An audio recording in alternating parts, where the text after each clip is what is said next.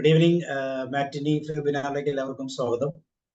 ഇന്നത്തെ ദിവസം എല്ലാവർക്കും ഓർമ്മയുണ്ട്, ജൂൺ 5 വേൾഡ് എൻവയോൺമെന്റൽ ഡേ ആണ്.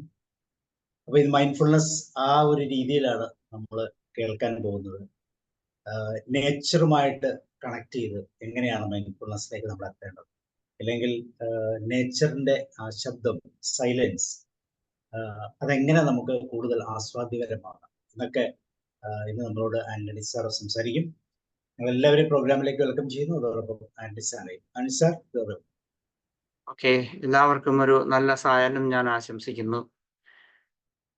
സാബു സാറ് പറഞ്ഞതുപോലെ ഇന്നത്തെ ഗ്ലോബൽ അല്ലെങ്കിൽ ലോക പരിസ്ഥിതി ദിനമാണ്. അതിൻ്റെ മംഗളങ്ങൾ, അതുപോലെ തന്നെ അതേക്കുറിച്ചുള്ള അതിൻ്റെ മംഗളങ്ങൾ ഞാൻ ആശംസിക്കുന്നു. ഒപ്പം തന്നെ അതേക്കുറിച്ചുള്ള ഒരു അവയർനെസ് നിങ്ങൾക്ക് എല്ലാവർക്കും ഉണ്ടെന്ന് എനിക്കറിയാം. എന്നാലും അതിൻ്റെ മൈൻഡ്ഫുൾനെസ്സിൻ്റെ ഒരു ആസ്പെക്റ്റിനെ കുറിച്ച് പറയാനാണ് ഇന്നത്തെ ക്ലാസ്.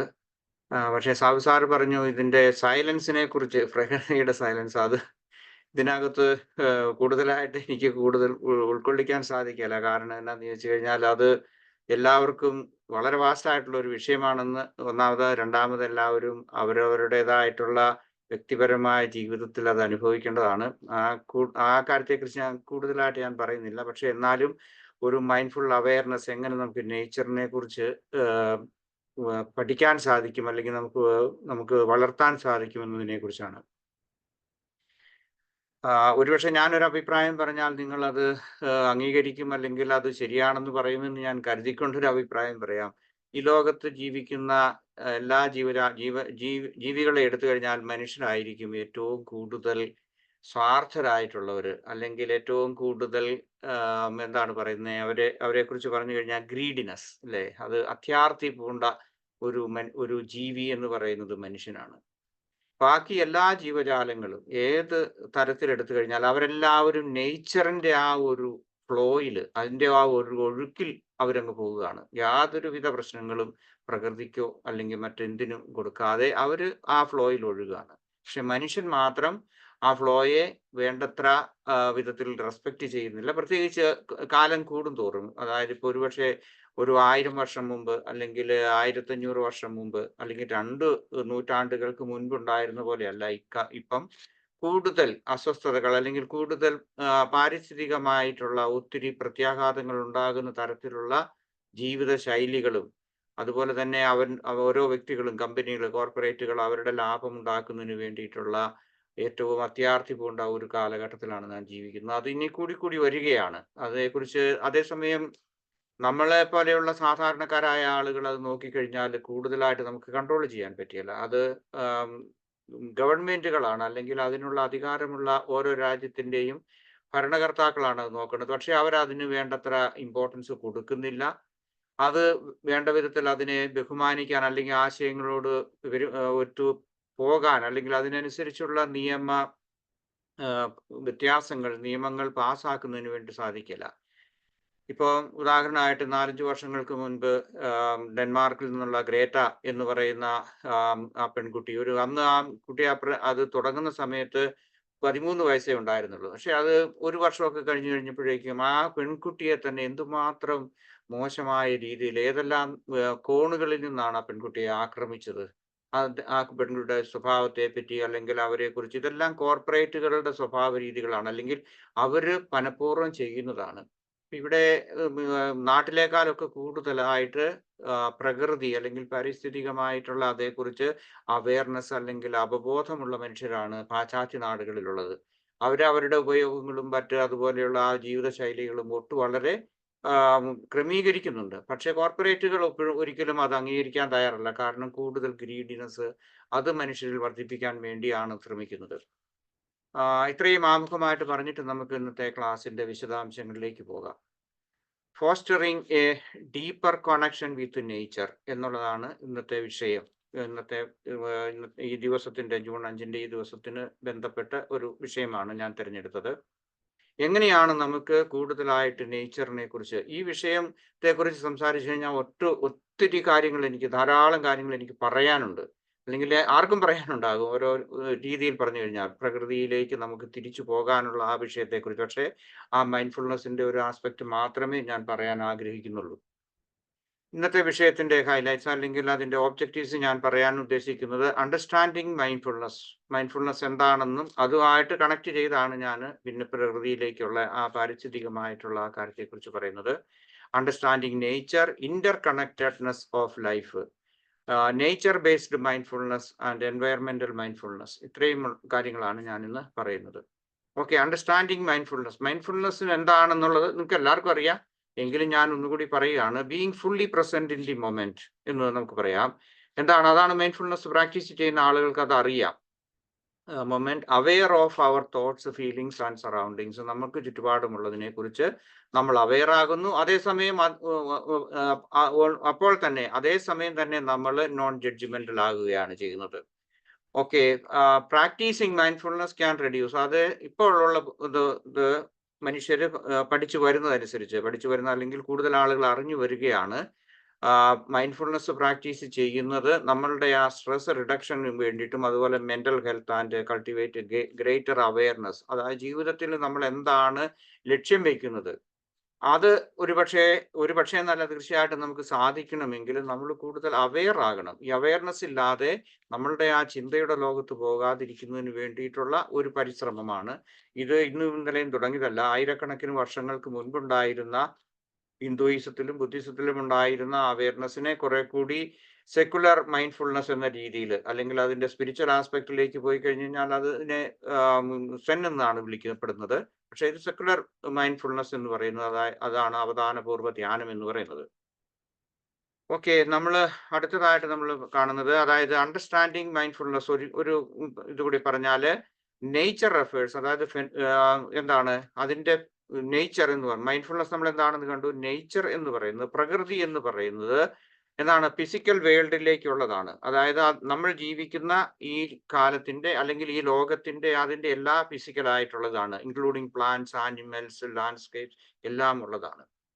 ഇപ്പോൾ ആധുനിക ശാസ്ത്രജ്ഞന്മാർ ഈ അടുത്ത കാലത്ത് തുടങ്ങിയിട്ടുള്ള ഒരു ശാസ്ത്രശാഖയാണ് നേച്ചറിന് ഒത്തിരി മനുഷ്യനെ സഹായിക്കാൻ സാധിക്കുക. അതായത് അവന്റെ മാനസിക അവനുമായിട്ടുള്ള ഒരു സന്തുലിതാവസ്ഥ, ഒരു ബാലൻസ് കീപ്പ് ചെയ്യാൻ സാധിക്കും, സ്ട്രെസ് റെഡ്യൂസ് ചെയ്യാൻ പറ്റും.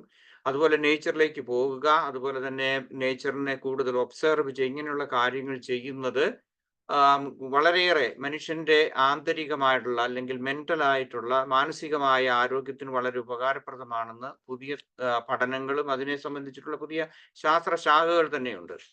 ഒന്നാമത്തത് ഇന്റർ കണക്റ്റഡ്നെസ് ഓഫ് ലൈഫ് എന്ന് പറയുന്നത്, അത് ഒരു പുതിയ ശാസ്ത്രശാഖയാണ്. അതിന് ശാസ്ത്രീയമായിട്ടുള്ള തെളിവുകളും പഠനങ്ങളും നടത്തുന്നുണ്ട്. അതിന് സൈക്കോളജിസ്റ്റുകൾ അതുപോലെ തന്നെ ന്യൂറോളജിസ്റ്റുകളൊക്കെ പറയുന്നു, നമ്മൾ കൂടുതൽ നേച്ചറുമായിട്ട് പരിചയപ്പെടുക അല്ലെങ്കിൽ കൂടുതൽ നേച്ചറിലേക്ക് പോവുക. പിന്നെ നമ്മൾ എല്ലാവരും ഒരു ജീവജാലങ്ങൾ പോലും ഒന്നും ഒറ്റപ്പെട്ട ദ്വീപുകളല്ല, മനുഷ്യർ മാത്രമല്ല, എല്ലാ ജീവജാലങ്ങളും എല്ലാത്തിനും പ്രകൃതിയിൽ അതിൻ്റെതായിട്ടുള്ള ഒരു വിലയുണ്ട്.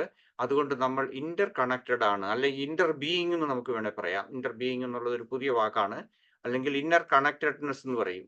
Nature is recognising the Inter connected, അതില്ലാതെ നമുക്ക് ജീവിക്കാൻ പറ്റിയല്ല. അങ്ങനെയാണ് നമ്മളുടെ ആ പ്രകൃതി നമ്മളെ ഈ ജീവജാലങ്ങളെ മുഴുവൻ ഡിസൈൻ ചെയ്തിരിക്കുന്നത് ആ രീതിയിലാണ്.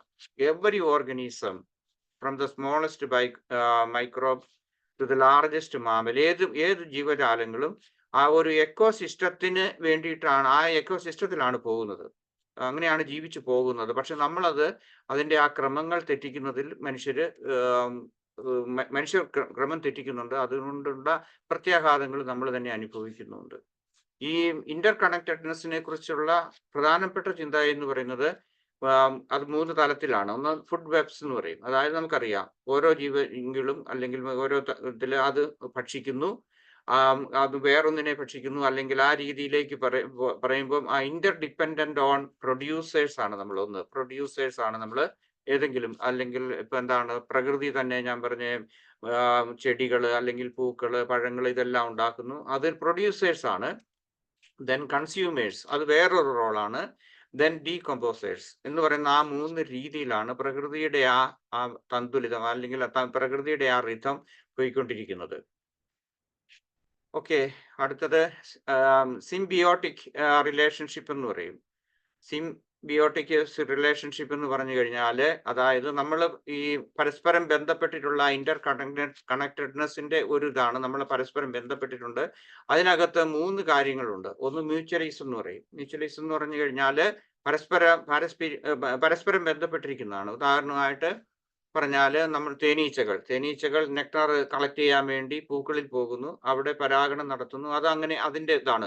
അതായത് മ്യൂച്വലായിട്ട് ഉള്ള ആ ബന്ധമാണ്. പക്ഷെ അവിടെ ആരും ഒന്നും അവര് നെക്ടാർ കളക്ട് ചെയ്യുന്നു എന്നുള്ള ആ ഒരു ലാഭം തേനീച്ചകൾക്കുണ്ടെങ്കിലും അത് പൂക്കളെ ശല്യം ചെയ്യുന്നില്ല, അല്ലെങ്കിൽ അതിനൊരു ഡാമേജ് വരുന്നില്ല. നേരെ മറിച്ച് അത് പരാഗണം നടത്തുകയാണ് ചെയ്യുന്നത്. പിന്നെ കോമൺസലീസ് എന്ന് പറയും. അതായത് നമ്മൾ ഒരു ഒരു ഒരു ജീവി അല്ലെങ്കിൽ ഏതെങ്കിലും ഒന്ന് മറ്റൊന്നിന്റെ സഹായം തേടുന്നു, പക്ഷെ അതേസമയം അത് ഒരിക്കലും അവർക്ക് ശല്യം ചെയ്യുന്നില്ല. ഉദാഹരണമായിട്ട് ഒരു പക്ഷി ഒരു മരക്കൊമ്പിൽ കൂട് കൂട്ടിയാൽ മരത്തിന് യാതൊന്നും സംഭവിക്കുന്നില്ല. നേരെ മറിച്ച് ആ പക്ഷിക്ക് അത് പ്രോഫിറ്റ് ഉണ്ടാകുന്നതേ ഉള്ളൂ, അല്ലെങ്കിൽ പക്ഷിക്ക് അങ്ങനെ ഒരു താവളം അല്ലെങ്കിൽ അതിനുള്ള ഒരു സുരക്ഷിതമായ ഒരു ഇടം കിട്ടുകയാണ് ചെയ്യുന്നത്. ഇതും പ്രകൃതിയുടെ ഒരു സിംബയോട്ടിക് റിലേഷൻഷിപ്പിന്റെ ഭാഗമാണ്. അടുത്തതാണ് പാരസിറ്റിസം. അതായത് നമുക്കറിയാം പാരസൈറ്റിക് അല്ലെങ്കിൽ പാരസിറ്റിസം എന്ന് പറഞ്ഞാൽ എന്താണെന്ന് അറിയാം. അത് ഡാമേജ് ഉണ്ടാക്കുന്നതാണ്. ഒന്നും മറ്റൊന്നിനെ തിന്നാൻ വേണ്ടി മാത്രം ശ്രമിക്കുന്നു, അല്ലെങ്കിൽ മറ്റൊന്നിനെ ഉപയോഗിക്കാൻ വേണ്ടി ശ്രമിക്കുന്നു. ഓക്കെ, അടുത്തത് മനുഷ്യർ ഈ ഭൂമിയിൽ അല്ലെങ്കിൽ ഈ പരിസ്ഥിതിയിലേക്ക് വരുത്തിയിട്ടുള്ള നാശങ്ങളെ കുറിച്ച് ഏതാനും കാര്യങ്ങൾ കൂടി പറയാം. അതായത് നിങ്ങൾക്ക് എല്ലാവർക്കും അറിയാവുന്ന കാര്യമാണ്, നമ്മളുടെ കൃഷിയുടെ പേരിൽ അല്ലെങ്കിൽ മറ്റതുപോലെയുള്ള നാഗരികത അല്ലെങ്കിൽ നമ്മളുടെ ടൗൺഷിപ്പ് ഇതുപോലെ സിറ്റികളെല്ലാം വളരുന്നതിന് വേണ്ടിയിട്ട് നമ്മൾ ഒത്തിരി പ്രകൃതിയിലുള്ള ആ ഡീഫോറസ്ട്രേഷൻ എന്ന് പറയും. അതായത് പ്രകൃതിയിലുള്ള ആ മരങ്ങളെയെല്ലാം അല്ലെങ്കിൽ അതുപോലെയുള്ള വൃക്ഷങ്ങളെല്ലാം വെട്ടി നശിപ്പിക്കുന്നതുകൊണ്ട് മറ്റു പല ജീവികൾക്കും വലിയ പ്രശ്നങ്ങൾ ഉണ്ടാകുന്നുണ്ട്. അതുകൊണ്ടാണ് ഇപ്പം കഴിഞ്ഞ വർഷമൊക്കെ ഈ സമയത്ത് ഒക്കെ ഒത്തിരി പ്രശ്നങ്ങൾ ഉണ്ടായിരുന്നല്ലോ. നമ്മളുടെ കാട്ടാന ശല്യം അല്ലെങ്കിൽ കാട്ടുമൃഗങ്ങളുടെ ശല്യം, അതൊക്കെ കേരളത്തിലുള്ള നിങ്ങൾക്ക് കൂടുതലായിട്ട് അറിയാം. എന്തുകൊണ്ടാണ് അവർക്ക് വനത്തിൽ ജീവിക്കേണ്ട ജീവികൾക്ക് അതിനുള്ള സൗകര്യങ്ങളും തീറ്റയും അല്ലെങ്കിൽ അത് മേഞ്ഞു നടക്കുന്നതിനുള്ള സൗകര്യമില്ല, സ്ഥലമില്ലാത്തതുകൊണ്ട് അവര് കൃഷി സ്ഥലങ്ങളിലേക്ക് വരുന്നു. അപ്പം മനുഷ്യ ആവാസ സ്ഥലങ്ങളിലേക്ക് വരുമ്പോൾ അത് നമ്മളെ ബുദ്ധിമുട്ടിക്കുന്നു, അല്ലെ മനുഷ്യരെ ഉപദ്രവിക്കുന്നു. ഇങ്ങനെയൊക്കെയുള്ള പ്രശ്നം ഉണ്ടാകുന്നു. ഇത് വനം നശിപ്പിക്കുന്നത് വലിയ ഒരു പ്രകൃതി ആഘാതമാണ്. അതുകൊണ്ടുണ്ടാകുന്ന പ്രശ്നങ്ങളും നമുക്കറിയാം. വനങ്ങൾ പ്രത്യേകിച്ച് കാലാവസ്ഥ എങ്ങനെയാണ് നിയന്ത്രിക്കുന്നത് എന്നുള്ളത് നമുക്കറിയാം. ഓക്കെ, അതുപോലെ ഡെവലപ്മെന്റിന് വേണ്ടിയിട്ടാണ് ഇതെല്ലാം ചെയ്യുന്നത്. മറ്റൊന്ന് പൊല്യൂഷൻ ആണ്. നമുക്കറിയാം, പണ്ടുണ്ടായിരുന്നതിനേക്കാൾ എല്ലാം ഒത്തിരി ഇൻഡസ്ട്രിയൽ പൊല്യൂഷൻ നടക്കുന്നുണ്ട്. പക്ഷേ ഇൻഡസ്ട്രിയൽ ആയിട്ടുള്ള വ്യവസായം കൂടുതൽ നടത്തുന്ന രാജ്യങ്ങൾ ആ പൊല്യൂഷനെ സംബന്ധിച്ചിട്ടുള്ള കരാറുകൾ ഒപ്പിടാനോ അല്ലെങ്കിൽ അവർക്ക് ഇങ്ങനെയൊക്കെ സംഭവിക്കുന്നുണ്ട്, ലോകത്തിന്റെ തന്നെ കാലാവസ്ഥയെ അത് മാറ്റുന്നു എന്നുള്ളതിന് അത് അവർ അംഗീകരിക്കാൻ തയ്യാറല്ല. പ്രത്യേകിച്ച് ക്ലൈമറ്റ് ചേഞ്ച് എന്ന് പറയുന്നത് വെറും വിഡ്ഢിത്തരമാണെന്ന് പറഞ്ഞ പണ്ട് ട്രംപ് പ്രസിഡന്റ് ആയിരുന്നപ്പോൾ പറഞ്ഞതാണ്. അങ്ങനെയൊന്നും ഇല്ല എന്ന് പറഞ്ഞാണ് അമേരിക്ക ആ പാക്റ്റിൽ നിന്ന് അല്ലെങ്കിൽ ആ കോൺട്രാക്റ്റിൽ നിന്ന് അവർ പുറത്തു പോകുന്നത്. അപ്പൊ ഇങ്ങനെയുള്ള തലവന്മാരുണ്ടാകുന്നത് പലപ്പോഴും വലിയ പ്രത്യാഘാതങ്ങൾക്ക് ഉണ്ടാകും. പിന്നെ മറ്റൊന്ന് വേസ്റ്റ് ഡിസ്പോസൽ ആണ്. നമ്മളുടെ ഇപ്പൊ പ്രത്യേകിച്ച് മൊബൈൽ ഫോൺ, കമ്പ്യൂട്ടർ ഇതുപോലെയുള്ള കാര്യങ്ങൾ, അതുപോലെ തന്നെ പ്ലാസ്റ്റിക്കിന്റെ ആ റീസൈക്ലിംഗ് സംഭവിക്കുകയാണെങ്കിൽ വെറുതെ ഭൂമിയിലോ കടലിലോ മറ്റെവിടെയെങ്കിലും ഒക്കെ ഇട്ട് കഴിഞ്ഞാൽ ഏകദേശം 500 വർഷം കഴിഞ്ഞിട്ട് മാത്രമേ അത് ആ നേച്ചറിലേക്ക് അല്ലെങ്കിൽ ആ പ്രകൃതിയുടെ ഒരു ഭാഗമാകുന്നുള്ളൂ. അത്രയും കാലം എടുക്കും ഏതെങ്കിലും ഒരു പ്ലാസ്റ്റിക് എന്തെങ്കിലും ഒരു സാധനം അത് പ്രകൃതിയിലേക്ക് തന്നെ തിരിച്ചു പോകാൻ വേണ്ടി, മനുഷ്യന് ഉപദ്രവമില്ലാത്ത ഇത് അതുപോലെ പ്ലാസ്റ്റിക് വേസ്റ്റ് അത് കടലിലുള്ള ജീവികളെ ഒത്തിരി ശല്യം ചെയ്യുന്നുണ്ട്. ഇതിനു വേണ്ടിയിട്ടൊക്കെ രാജ്യങ്ങളൊക്കെ ഒത്തിരി പണമൊക്കെ മുടക്കി പല പ്രോജക്റ്റുകൾ ചെയ്യുന്നുണ്ട്, നമുക്കറിയാം. അപ്പൊ അതുകൊണ്ട് പൊല്യൂഷൻ എന്ന് പറയുന്നത് നമ്മളുടേതാണ്. മറ്റു മൃഗങ്ങൾ ആരും ഒരു പൊല്യൂഷൻ ഉണ്ടാക്കുന്നില്ല. അത് നമ്മളുടെ വൈൽഡ് ലൈഫിനെ, അതുപോലെ തന്നെ നമ്മളുടെ കുടിക്കുന്ന വെള്ളത്തെ, മണ്ണിനെ, അതുപോലെ കംപ്ലീറ്റ് എക്കോസിസ്റ്റത്തെ അത് ബാധിക്കുന്നുണ്ട്. അടുത്തത് ക്ലൈമറ്റ് ചേഞ്ച് ആണ്. ഇതിന്റെ എല്ലാത്തിന്റെയും പ്രത്യാഘാതം എന്ന് പറയുന്നത് ക്ലൈമറ്റ് ചേഞ്ച് ആണ്. പ്രത്യേകിച്ച് നമ്മൾ ഫോസിൽ ഫ്യൂവൽസ് ഉപയോഗിക്കുന്നത് കൊണ്ടും വനങ്ങൾ വെട്ടി നശിപ്പിക്കുന്നത് കൊണ്ടും ഗ്രീൻ ഹൗസ് എഫക്റ്റ് വരുന്നത് കൊണ്ടും സംഭവിക്കുന്നതാണ്. അതുകൊണ്ട് അത് നമ്മളുടെ ഓസോൺ ലെയറിനെ ബാധിക്കുന്നു, ഗ്ലോബൽ വാർമിംഗ് ഉണ്ട്, ആൻഡ് വെതർ ചേഞ്ചസ് ഉണ്ട്. ഇതൊക്കെ നമ്മൾ അനുഭവിക്കുന്നുണ്ട്. ഇപ്പം ലോകത്തെല്ലായിടത്തും ഉണ്ട്. ഇപ്പൊ തെക്കൻ ജർമ്മനിയിൽ ഒരു 3-4 ദിവസമായിട്ട് വളരെയേറെ വെള്ളപ്പൊക്കം വന്നിട്ടുണ്ട്. അതുപോലെ അവർ ഒത്തിരി ബുദ്ധിമുട്ടുന്നുണ്ട്. ഇപ്പൊ ഞാൻ താമസിക്കുന്ന ഇവിടെയും ഉണ്ട്, പക്ഷെ ഞങ്ങൾക്ക് അത്രയും വന്നിട്ടില്ല. പക്ഷേ ഇപ്പൊ 2-3 വർഷമായിട്ട് തുടർച്ചയായിട്ട് തെക്കൻ ജർമ്മനിയിൽ വളരെ ഈ ഡാന്യൂബ് എന്ന് പറയും ഇംഗ്ലീഷിൽ, അതിന്റെ നദീതീരങ്ങളിലെല്ലാം ഒത്തിരി വെള്ളപ്പൊക്കം ഉണ്ടാകുകയും നാശനഷ്ടങ്ങൾ ഉണ്ടാകുന്നുണ്ട്, ഒത്തിരി പേര് മരിക്കുന്നുണ്ട്. ഓക്കെ, അടുത്തത് ഹ്യൂമൻ ഇമ്പാക്റ്റിൽ ഒന്നാണ് ഓവർ എക്സ്പ്ലോയിറ്റേഷൻ. അതായത് കടൽ സമ്പത്ത് അല്ലെങ്കിൽ വന്യമൃഗങ്ങളെ വേട്ടയാടുക. ഇപ്പൊ കുറെയെല്ലാം നിയമം വെച്ച് എല്ലാ രാജ്യങ്ങളിലും തന്നെ ഉണ്ട്. ഉദാഹരണമായിട്ട് ആനയെ വെടിവെക്കാൻ പാടില്ല, അല്ലെങ്കിൽ ആനക്കൊമ്പ് കൊണ്ടുള്ള പ്രോഡക്റ്റ് ഒന്നും വിൽക്കാൻ പാടില്ല എന്നുള്ളതൊക്കെ ഉണ്ട്. അതുപോലെ തന്നെ ഇതൊക്കെ ചെയ്യുന്നത് കൊണ്ട് ഈ വൈൽഡ് പോപ്പുലേഷൻസ് കുറയുന്നു. അതുപോലെ തന്നെ ചില ജീവികള് അത് ഇങ്ങനെ അന്യം നിന്ന് പോകുന്നു. അങ്ങനെയുള്ള കാര്യങ്ങളൊക്കെ ഉണ്ടാകുന്നുണ്ട്. ഇത് മനുഷ്യന്റെ ഓവർ എക്സ്പ്ലോയിറ്റേഷന്റെ പ്രകൃതി വിഭവങ്ങളെ തന്നെ ഒത്തിരി കൂടുതലായിട്ട് എക്സ്പ്ലോയിറ്റ് ചെയ്യുന്നതുകൊണ്ടുണ്ടാകുന്ന പ്രശ്നങ്ങളാണ്. ഇതേക്കുറിച്ച് നമ്മൾ അവെയർ ആയിട്ടുള്ള കാര്യങ്ങളാണ്. Environment and mindfulness. അടുത്തത്, നമുക്ക് മൈൻഡ്ഫുൾ ആയിട്ടുള്ള ആളുകൾക്കാണെങ്കിൽ എങ്ങനെ നമുക്ക് എൻവയൺമെന്റിനെ അല്ലെങ്കിൽ നമ്മളുടെ പ്രകൃതിയെ നമുക്ക് കൂടുതൽ മൈൻഡ്ഫുൾ ആയിട്ട് നമുക്ക് എന്ത് ചെയ്യാൻ പറ്റും? പ്രായോഗികമായിട്ടുള്ളതാണ്.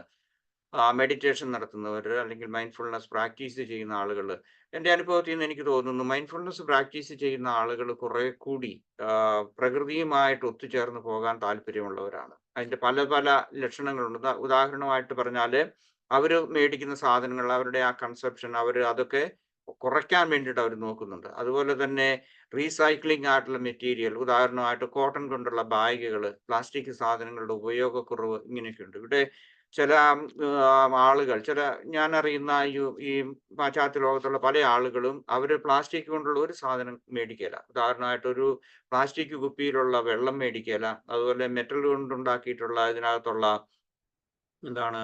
തേങ്ങാവെള്ളം ഫോർ എക്സാമ്പിൾ അങ്ങനെ വരാറുണ്ട്. അല്ലെങ്കിൽ മറ്റേതെങ്കിലും കുടിക്കാനുള്ള എന്തെങ്കിലും സാധനങ്ങളൊന്നും അവർ മേടിക്കില്ല. ടിന്നുകളിൽ വരുന്ന ഭക്ഷണ സാധനങ്ങൾ അവർ മേടിക്കില്ല. ഇങ്ങനെ ഇവിടെ എനിക്കറിയാവുന്ന പല ആളുകൾ, അല്ലെങ്കിൽ നമ്മുടെ ഈ സമൂഹത്തിൽ എനിക്ക് വളരെ ഇതുണ്ട്. നാട്ടിൽ അത് എന്തുമാത്രമുണ്ടെന്ന് എനിക്ക് അറിഞ്ഞുകൂടാ. അപ്പൊ അത് നിങ്ങൾക്കറിയാം. അപ്പൊ പറഞ്ഞു വരുന്നത്, അതായത് മൈൻഡ്ഫുൾ ആയിട്ട് നമുക്ക് എന്ത് ചെയ്യാൻ പറ്റും?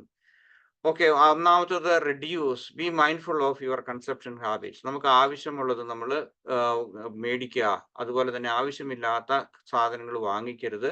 ചിലപ്പോൾ ഒരു പക്ഷേ കുറച്ച് വില കുറച്ച് കിട്ടിയെന്ന് വരും, അല്ലെങ്കിൽ അങ്ങനെയുള്ള പല അട്രാക്ഷൻസ് ഉണ്ടാകും. അങ്ങനെയുള്ള കാര്യങ്ങളിൽ നമ്മൾ ശ്രദ്ധ ചെലുത്തുന്നത് തീർച്ചയായിട്ടും നമ്മളുടെ ആ കൺസപ്ഷൻ റെഡ്യൂസ് ചെയ്യുന്നത് മൈൻഡ്ഫുൾ ആയിട്ടുള്ള ഒരു കാര്യമാണ്. ഒരു പക്ഷേ ഞാൻ കരുതുന്നു മൈൻഡ്ഫുൾനെസ് പ്രാക്ടീസ് ചെയ്യുന്നവർക്ക് ഈ കാര്യത്തിൽ സാവധാനം അവരുടെ ആ ഹാബിറ്റ് മേടിക്കാനും അല്ലെങ്കിൽ കൂടുതൽ യൂസ് ചെയ്യാനുള്ള ആ ഒരു ഹാബിറ്റ് കുറഞ്ഞു വരാൻ വളരെ സാധ്യതയുണ്ട്.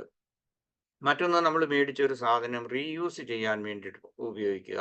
അതായത് ഇപ്പോൾ ഏതെങ്കിലും ഒരു വസ്തു നമ്മൾ മേടിച്ചു, പ്രത്യേകിച്ച് പ്ലാസ്റ്റിക് സാധനങ്ങളല്ലാത്തത് കോട്ടൺ ആണെന്നുണ്ടെങ്കിൽ ബാഗുകൾ, ബോട്ടിൽസ്, കുപ്പി കൊണ്ടുള്ള ബോട്ടിൽസ് മേടിക്കുക, അല്ലെങ്കിൽ കണ്ടെയ്നേഴ്സ് തന്നെ റീയൂസ് ചെയ്യാവുന്ന തരത്തിലുള്ള. അപ്പൊ ഷോപ്പിങ്ങിന് പോകുന്ന, ഉദാഹരണമായിട്ട് പ്ലാസ്റ്റിക് സാധനങ്ങൾ മേടിക്കാതെ നമ്മൾ തന്നെ ബാഗ് കൊണ്ടുപോവുക. അത് കൊണ്ടുപോയതിന് ശേഷം നമ്മൾ അത് കൊണ്ടുവരുന്നു. അതേസമയം പ്ലാസ്റ്റിക് മേടിച്ചു കഴിഞ്ഞാൽ അത് നമ്മൾ എവിടെയെങ്കിലും അലക്ഷ്യമായിട്ട് വലിച്ചെറിയുന്നു.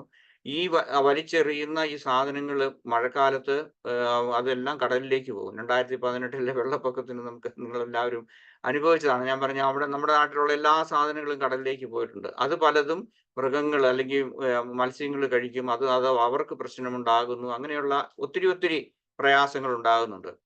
ദെൻ അടുത്തത് റീസൈക്ലിംഗ്.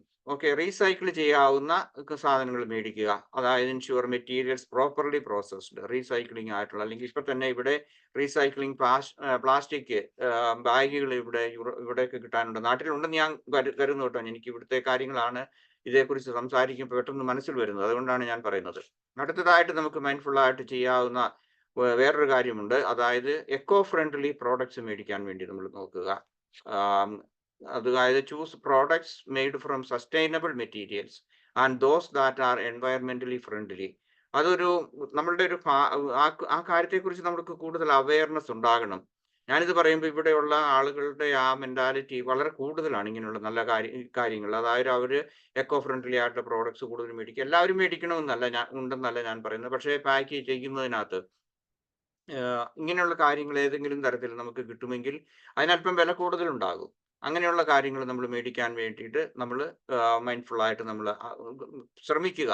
ഈ കാര്യം പറഞ്ഞപ്പോഴാണ്, അതായത് യൂറോപ്പിലുള്ള പല ആളുകളും നമ്മളുടെ അന്തരീക്ഷത്തിന് മലിനീകരണം ഉണ്ടാകും എന്നതിന്റെ പേരിൽ മാത്രം കാറുകൾ ഉപയോഗിക്കാത്ത ആൾക്കാരുണ്ട്. എനിക്കറിയാം, അതുകൊണ്ടാണ് ഞാൻ പറയുന്നത്. അതായത് അവർ കാർ മേടിക്കില്ല, കാരണം കാർ മേടിച്ച് പെട്രോളൊക്കെ ഉപയോഗിച്ച് അല്ലെങ്കിൽ ഡീസൽ ഉപയോഗിച്ച് കഴിയുമ്പോഴേക്കും അതുണ്ടാകും. ഞാൻ കാരണം പ്രകൃതിക്ക് അത്രയെങ്കിലും എന്താണ് പൊല്യൂഷൻ ഉണ്ടാകരുത് എന്ന് കരുതുന്ന ഒരു കൂട്ടം മനുഷ്യർ, അങ്ങനെയുള്ളവർക്ക് അസോസിയേഷൻ ഉണ്ട്, അവരിടയ്ക്ക് കൂടാറുണ്ട്, അല്ലെങ്കിൽ മറ്റു കാര്യങ്ങൾ ചെയ്യുന്നുണ്ട്. ഈ ഗ്രീൻ പാർട്ടിയെ കുറിച്ച് എല്ലാ രാജ്യത്തുള്ളവരെ കുറിച്ച് നമ്മൾ പരാതി പറയുന്നുണ്ടെങ്കിലും അവർ ഒരു പരിധി വരെ ഇങ്ങനെയുള്ള കാര്യങ്ങളെ കുറിച്ച് കൂടുതൽ മനുഷ്യനെ അവെയറാക്കാൻ ശ്രമിക്കുന്നവരാണ്. പക്ഷെ അവർ ഒരു പരിധി വരെ അവർ ചിലപ്പോൾ ഒരു എക്സ്ട്രീം ആയിട്ടുള്ള ഒരു മനോഭാവം പുലർത്തുന്നവരുമാണ്. നമുക്ക് അടുത്തത് ലോക്കൽ ആൻഡ് സീസണൽ പ്രോഡക്ട്സ് മേടിക്കുക എന്നത് മൈൻഡ്ഫുൾനെസ് പ്രാക്ടീസ് ചെയ്യുന്നതിൻ്റെ ഒരു ഭാഗമാണ്. ഉദാഹരണമായിട്ട് നമ്മൾ നേരിട്ട് ഫാർമേഴ്സിൻ്റെ അടുത്ത് നിന്ന്, കൃഷിക്കാരിൽ നിന്ന് മേടിക്കുക. അങ്ങനെ മേടിക്കുകയാണെന്നുണ്ടെങ്കിൽ എന്ത് ചെയ്യും? ഇപ്പോൾ ട്രാൻസ്പോർട്ടേഷൻ്റെ ആ ചാർജ് കുറയുന്നുണ്ട്. അത് അല്ലെങ്കിൽ നമ്മളിപ്പോൾ ഉദാഹരണമായിട്ട് എന്താണ് പഞ്ചാബിൽ ഉണ്ടാക്കുന്ന ഉള്ളിയെ കേരളത്തിൽ വരണമെന്നുണ്ടെങ്കിൽ, അല്ലെ തമിഴ്നാട്ടിൽ ഉണ്ടാക്കുന്നതാണ് വരുന്നതെങ്കിൽ തീർച്ചയായിട്ടും അതിൻ്റെതായിട്ടുള്ള ട്രാൻസ്പോർട്ടേഷൻ കോസ്റ്റ് വരുന്നു, കൊള്ള ലാഭങ്ങൾ ചിലപ്പോൾ എടുത്തുനിന്ന് വരും, ഇങ്ങനെയൊക്കെ ഉള്ളതുണ്ടാകും.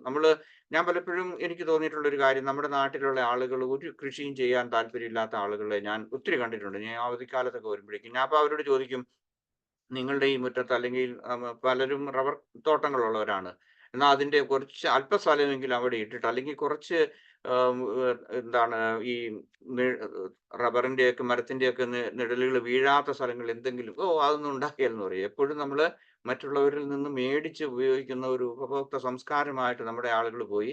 പക്ഷേ ഇതിനൊക്കെ എക്സെപ്ഷണലായിട്ട് കുറച്ചൊക്കെ ആളുകൾ കേരളത്തിലുണ്ട്. അതേക്കുറിച്ചൊക്കെ നമ്മൾ ചിലപ്പം വീഡിയോകളോ അല്ലെങ്കിൽ വാർത്തകളൊക്കെ നമ്മൾ വായിക്കാറുണ്ട്. അപ്പം ലോക്കലായിട്ടും അതുപോലെ സീസണൽ ആയിട്ടുള്ള സാധനങ്ങൾ മേടിക്കുന്നതിന് വേണ്ടി നമുക്ക് മൈൻഡ്ഫുൾ ആയിട്ടുള്ള ആളുകൾക്ക്, അല്ലെങ്കിൽ മൈൻഡ്ഫുൾ ആയിട്ട് അതേക്കുറിച്ച് കൂടുതൽ അവെയർ ആകാൻ വേണ്ടി നോക്കണം. പിന്നെ അടുത്തത് എഫിഷ്യന്റ് അപ്ലയൻസസ് ഉണ്ട്. അതായത് എനർജി എഫിഷ്യന്റ്. ഇവിടെ ഒക്കെ യൂറോപ്പിലൊക്കെ നാട്ടിലുണ്ടല്ലോ നമ്മുടെ ഈ ഇലക്ട്രിസിറ്റി വളരെ കുറച്ച് ഉപയോഗിക്കുന്ന, അതൊക്കെ ഇപ്പം നാട്ടിൽ ഒത്തിരി വളരുന്നുണ്ട്. അതിന്റെ പേരെന്ന് പറഞ്ഞ ഒരു പേരുണ്ട്, ഓർക്കുന്നുണ്ട്? ആർക്കെങ്കിലും പറയാമോ?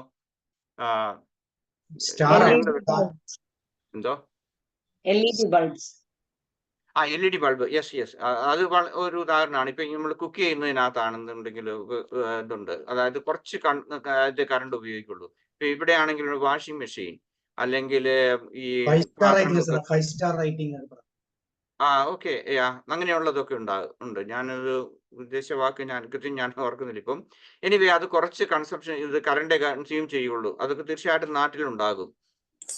അങ്ങനെയുള്ള പാത്രങ്ങൾ അല്ലെങ്കിൽ അപ്ലയൻസസ് ഉപയോഗിക്കാൻ വേണ്ടിയിട്ട്, ഓഫ് കോഴ്സ് ലൈറ്റിന്റെ ബൾബ് LED പറഞ്ഞു, അതുപോലെ മറ്റുള്ള കാര്യങ്ങളെല്ലാം ഇതുപോലെയുള്ളത് നമുക്ക് ഉപയോഗിക്കാൻ നമുക്ക് സാധിക്കും.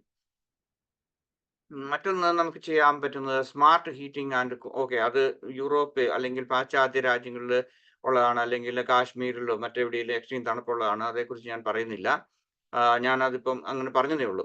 മറ്റൊന്ന് നമുക്ക് ചെയ്യാൻ പറ്റുന്ന സോളാർ എനർജി ആൻഡ് വിൻഡ് ഇതാണ്. അതുപോലെ തന്നെ റിന്യൂവബിൾ എനർജി സോഴ്സസ്.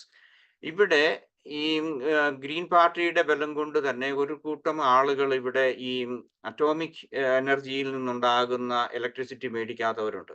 ഒന്നുകിൽ വിൻഡ് ഇതിൽ നിന്ന്, അല്ലെങ്കിൽ സോളാർ, ഇതുപോലെയുള്ള ഇലക്ട്രിസിറ്റി മാത്രം ഉപയോഗിക്കുകയും ചെയ്യുന്ന ആളുകളുണ്ട്. അപ്പൊ അതുകൊണ്ട് നമുക്കത് മുഴുവൻ സാധിക്കില്ല, നമ്മുടെ നാട്ടിൽ അത് സാധിക്കില്ല.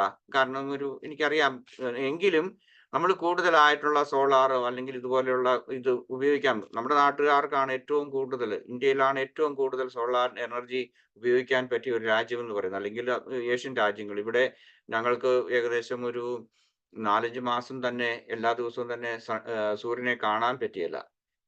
അങ്ങനെയുള്ള ഒരു കാലാവസ്ഥയിലാണ് ഞാനൊക്കെ താമസിക്കുന്നത്. അപ്പം നമുക്ക് നാട്ടിൽ അതൊക്കെ പറ്റുമെങ്കിൽ അങ്ങനെയുള്ള കാര്യങ്ങൾ നമുക്ക് ചെയ്യാൻ പറ്റുക എന്നുള്ളത് ഒരു വലിയൊരു കാര്യമാണ്. നമ്മളുടെ പ്രകൃതിയോട് നമുക്ക് കാണിക്കാവുന്ന ഏറ്റവും വലിയ ഒരു കാര്യമാണ്. അടുത്തത് ഗ്രീൻ എനർജി പ്രോഗ്രാം എന്ന് പറയുന്നത്, ചൂസ് ഗ്രീൻ എനർജി, അത് യൂട്ടിലിറ്റി പ്രൊവൈഡർ, അതായത് അതാണ് റിന്യൂവബിൾ എനർജി. ഇപ്പൊ അതിന്റെ ഒരു ഉദാഹരണമാണ്, വീണ്ടും ഞാൻ ആവർത്തിക്കുന്നില്ല, ഞാൻ പറഞ്ഞ അറ്റോമിക് എനർജിയിൽ നിന്നുണ്ടാകുന്ന കറണ്ട് ഉപയോഗിക്കാത്ത ആളുകളുണ്ട്. അത് വേറെ ഏതെങ്കിലും പ്രൊവൈഡറിൽ നിന്ന്, ചില കമ്പനികൾ, ഇവിടെയുള്ള പ്രൈവറ്റ് കമ്പനികൾ അവരുടെ കമ്പനിയുടെ പരസ്യമായിട്ട് പറയും, ഞങ്ങൾക്ക് സോളാർ എനർജിയാണ് അല്ലെങ്കിൽ ഹൈഡ്രോ ഇലക്ട്രിക് പ്രോജക്റ്റിൽ നിന്നുള്ളതാണെന്ന് അവർ പറഞ്ഞ് അത് വിൽക്കാൻ വേണ്ടി ശ്രമിക്കുന്ന ആളുകളുണ്ട്. ഇവിടെ ഇപ്പം ഇവിടുത്തെ ഇലക്ട്രിസിറ്റി പ്രൊവൈഡ് ചെയ്യുന്നവർക്ക് അങ്ങനെ കുത്തകയായിട്ടില്ല. ഗവൺമെന്റിനുണ്ട്, ഇലക്ട്രിസിറ്റി ബോർഡ് ഉണ്ട് ഇവിടെ. പക്ഷേ എന്നാൽ തന്നെ ഒത്തിരി പ്രൈവറ്റ് ആയിട്ടുള്ള പ്രൊവൈഡേഴ്സ് ഉള്ളത് കൊണ്ട് നമുക്ക് ചൂസ് ചെയ്യാം. അപ്പം വില കൂടുതൽ കൊടുത്താലും ഇങ്ങനെയുള്ള സ്ഥലങ്ങളിൽ നിന്ന്, അങ്ങനെയുള്ള കമ്പനികളിൽ നിന്ന് മേടിക്കാൻ വേണ്ടിയിട്ടുള്ള ആളുകൾ അതിനുവേണ്ടി പ്രത്യേകം ഇതുണ്ട്. ദെൻ ഫിക്സ്ഡ് ലീസ്, അതായത് വെള്ളം അല്ലെങ്കിൽ അതുപോലെയുള്ള അല്ലെങ്കിൽ ഇലക്ട്രിസിറ്റി തന്നെ ഓവറായിട്ട് യൂസ് ചെയ്യുന്ന അല്ലെങ്കിൽ ഏതെങ്കിലും തരത്തിലുള്ള കേടുപാടുകൾ വന്നിട്ടുണ്ടെങ്കിൽ അത് നമുക്ക് മൈൻഡ്ഫുൾനെസ്സിന്റെ ഭാഗമായിട്ട് അല്ലെങ്കിൽ പ്രകൃതിയോടുള്ള ഒരു ഇതായിട്ട് നമുക്ക് പറയാം. പൈപ്പ് പൊട്ടി വെള്ളം പോകുന്നുണ്ടെന്നുണ്ടെങ്കിൽ അത് നമുക്ക് ചെയ്യാൻ പറ്റും. എഫിഷ്യന്റ് ഫിക്സേഴ്സ് ഉണ്ടാകും. അതായത് നമ്മൾ ഒരു കാര്യം ചെയ്യുമ്പോഴേക്കും അതിന്റെ വേണ്ടിയിട്ട് എഫിഷ്യൻസി കൂടുതൽ ഉണ്ടാകുന്ന രീതിയിലുള്ള കാര്യങ്ങൾ അല്ലെങ്കിൽ അതിനു വേണ്ടിയിട്ടുള്ള രീതിയിൽ നമുക്ക് ചെയ്യാൻ പറ്റും. ദെൻ കോൺഷ്യസ് യൂസേജ്, ആവശ്യത്തിനുള്ള കോൺഷ്യസ് യൂസേജിനെ കുറിച്ച് പറയുമ്പോൾ ഒരു കാര്യം പറയാം. നമ്മൾ ഒരു മുറിയിൽ നിന്ന് മറ്റൊരു മുറിയിലേക്ക് പോവുകയാണെങ്കിൽ ആ ലൈറ്റ് ഓഫ് ചെയ്യുന്നത് വളരെ എഫിഷ്യൻസി കോൺഷ്യസ് യൂസേജിന്റെ ഒരു ഭാഗമാണ്. അല്ലെങ്കിൽ നമുക്ക് ആവശ്യമില്ലാത്ത സ്ഥലത്ത് ഇപ്പം ചില ആളുകളുണ്ട്, ഞാൻ അറിയുന്ന ഒരു സുഹൃത്ത് എന്ന് പറയത്തില്ല, ഒരു മലയാളി ഇവിടെയുണ്ട്. അയാൾ വൈകുന്നേരം, അതൊരു പക്ഷേ ഒരു എന്താണ് അയാളുടെ പേടി കൊണ്ടായിരിക്കാം, ഒരു ഭയമാണ്, എല്ലാ മുറിയിലും ലൈറ്റ് ഇടും.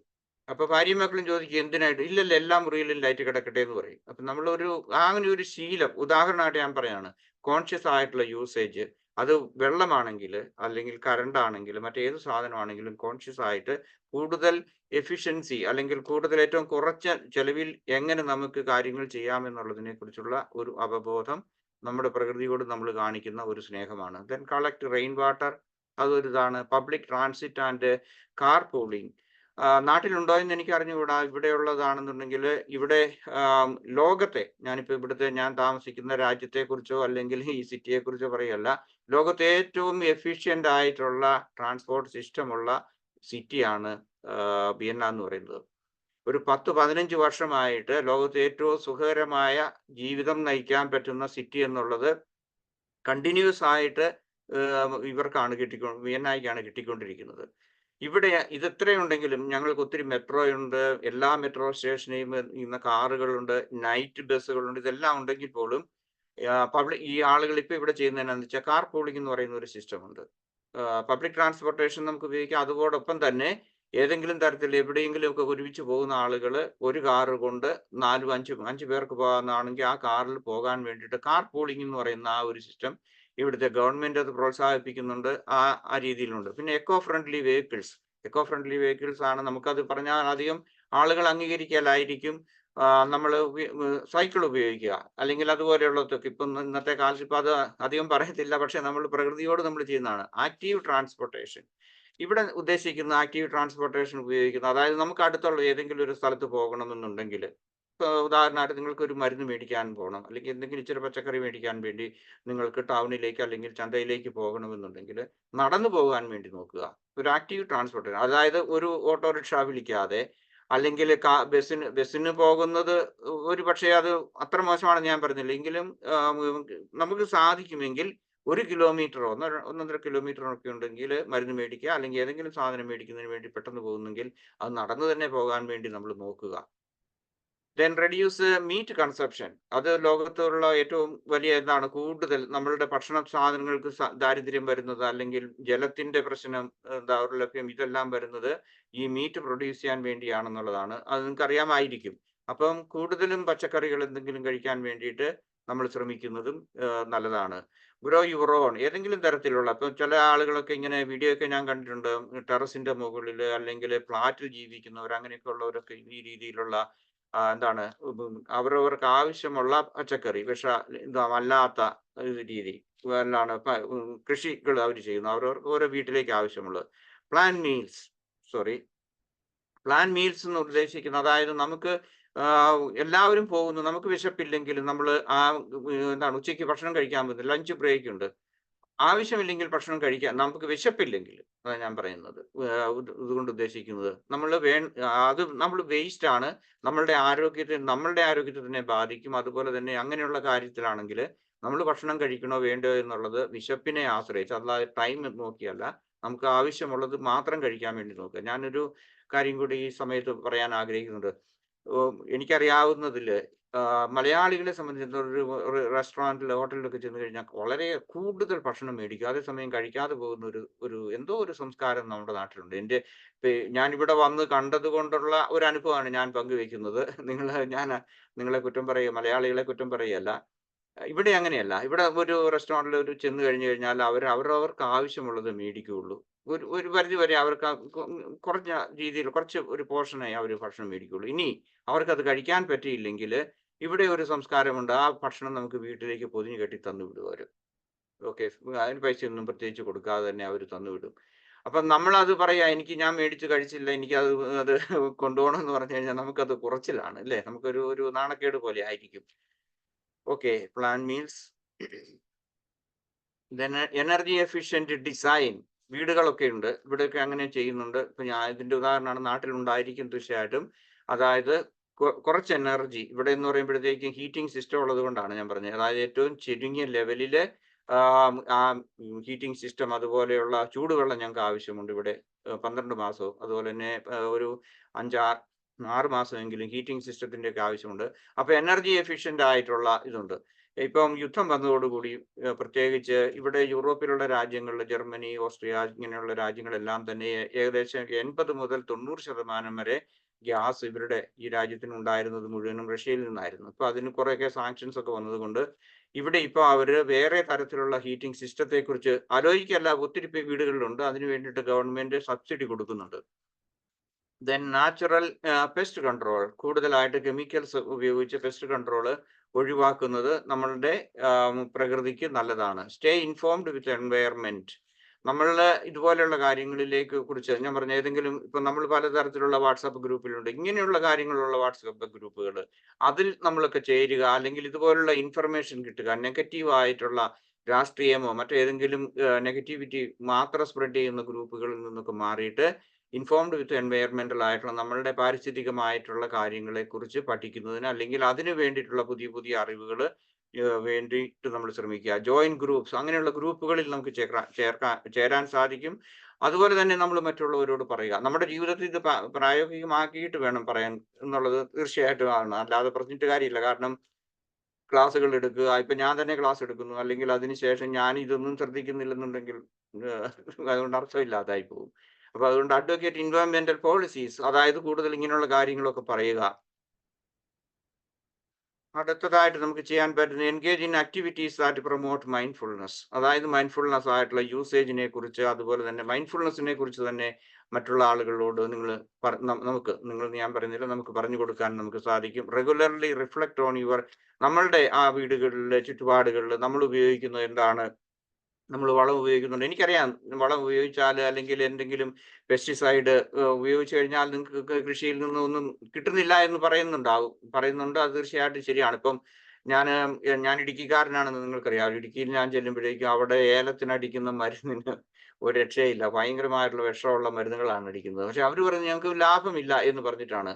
അത് അവരുടെ തന്നെ ശ്വാസകോശത്തെ അല്ലെങ്കിൽ അവരുടെ ആരോഗ്യത്തെ, ഇനി ഈ മരുന്ന് മഴ പെയ്ത് വെള്ളത്തിൽ ചെന്ന് ഏതെല്ലാം എല്ലാ വീടുകളിലും ഉള്ള കുളങ്ങളിൽ അല്ലെങ്കിൽ അവരുടെ കിണറ്റിലേക്കാണ് ഇത് പോകുന്നത്. അല്ലെങ്കിൽ തന്നെ ഇനി ബോർവെല്ലാണ് ഉപയോഗിക്കുന്നതെങ്കിൽ അതിലേക്കും അങ്ങോട്ടും വെള്ളം ഇത് പോകുന്നുണ്ടാകും. ഏതെങ്കിലും തരത്തിൽ ഇതിൻ്റെതായിട്ടുള്ള പ്രശ്നങ്ങൾ ഉണ്ടാകും. എത്ര ആളുകളാണ് ഇപ്പം ഞാൻ കൂടുതലായിട്ട് സ്റ്റഡി ചെയ്തിട്ടില്ല, അല്ലെങ്കിൽ എനിക്ക് അറിഞ്ഞുകൂടാ, എങ്കിലും ഞാൻ പറയുകയാണ്, ഇടുക്കിയിലൊക്കെ ആണെങ്കിൽ ഒത്തിരി ക്യാൻസർ രോഗികളുണ്ട്. അത് അവരുടെ ലൈഫ് സ്റ്റൈലായി ഉണ്ടാകാം. ഇതുപോലെയുള്ള ഈ മരുന്നുകൾ ഏലക്കാടുകളിൽ ജോലി ചെയ്യുന്ന ആളുകൾക്കൊക്കെ ഉണ്ടാകുന്നതാണ്. ദെൻ മൈൻഡ്ഫുൾനെസ് ഗ്രൂപ്പുകളിലൊക്കെ ചേരുക, അങ്ങനെ നമുക്ക് ചെയ്യാൻ സാധിക്കും. വർക്ക്ഷോപ്സ് ആൻഡ് ക്ലാസ്സസ് നമുക്ക് കൊടുക്കാൻ പറ്റും. മൈൻഡ്ഫുൾനെസ്സിനെ കുറിച്ച് കൊടുക്കാം, അതുപോലെ തന്നെ നമുക്ക് പ്രകൃതിയെക്കുറിച്ച്, നമ്മളുടെ പാരിസ്ഥിതികമായിട്ടുള്ള അതെങ്ങനെ പരിപാലിക്കാം എന്നുള്ളതിനെ കുറിച്ചുള്ള ക്ലാസ്സുകൾ അതുപോലെയുള്ള കാര്യങ്ങൾ നമ്മൾ അറ്റൻഡ് ചെയ്യുക. ഇതുപോലെ ഒത്തിരി കാര്യങ്ങൾ പറയാനുണ്ട്, എന്നാലും ഞാൻ ഇപ്പം നിർത്തുകയാണ്.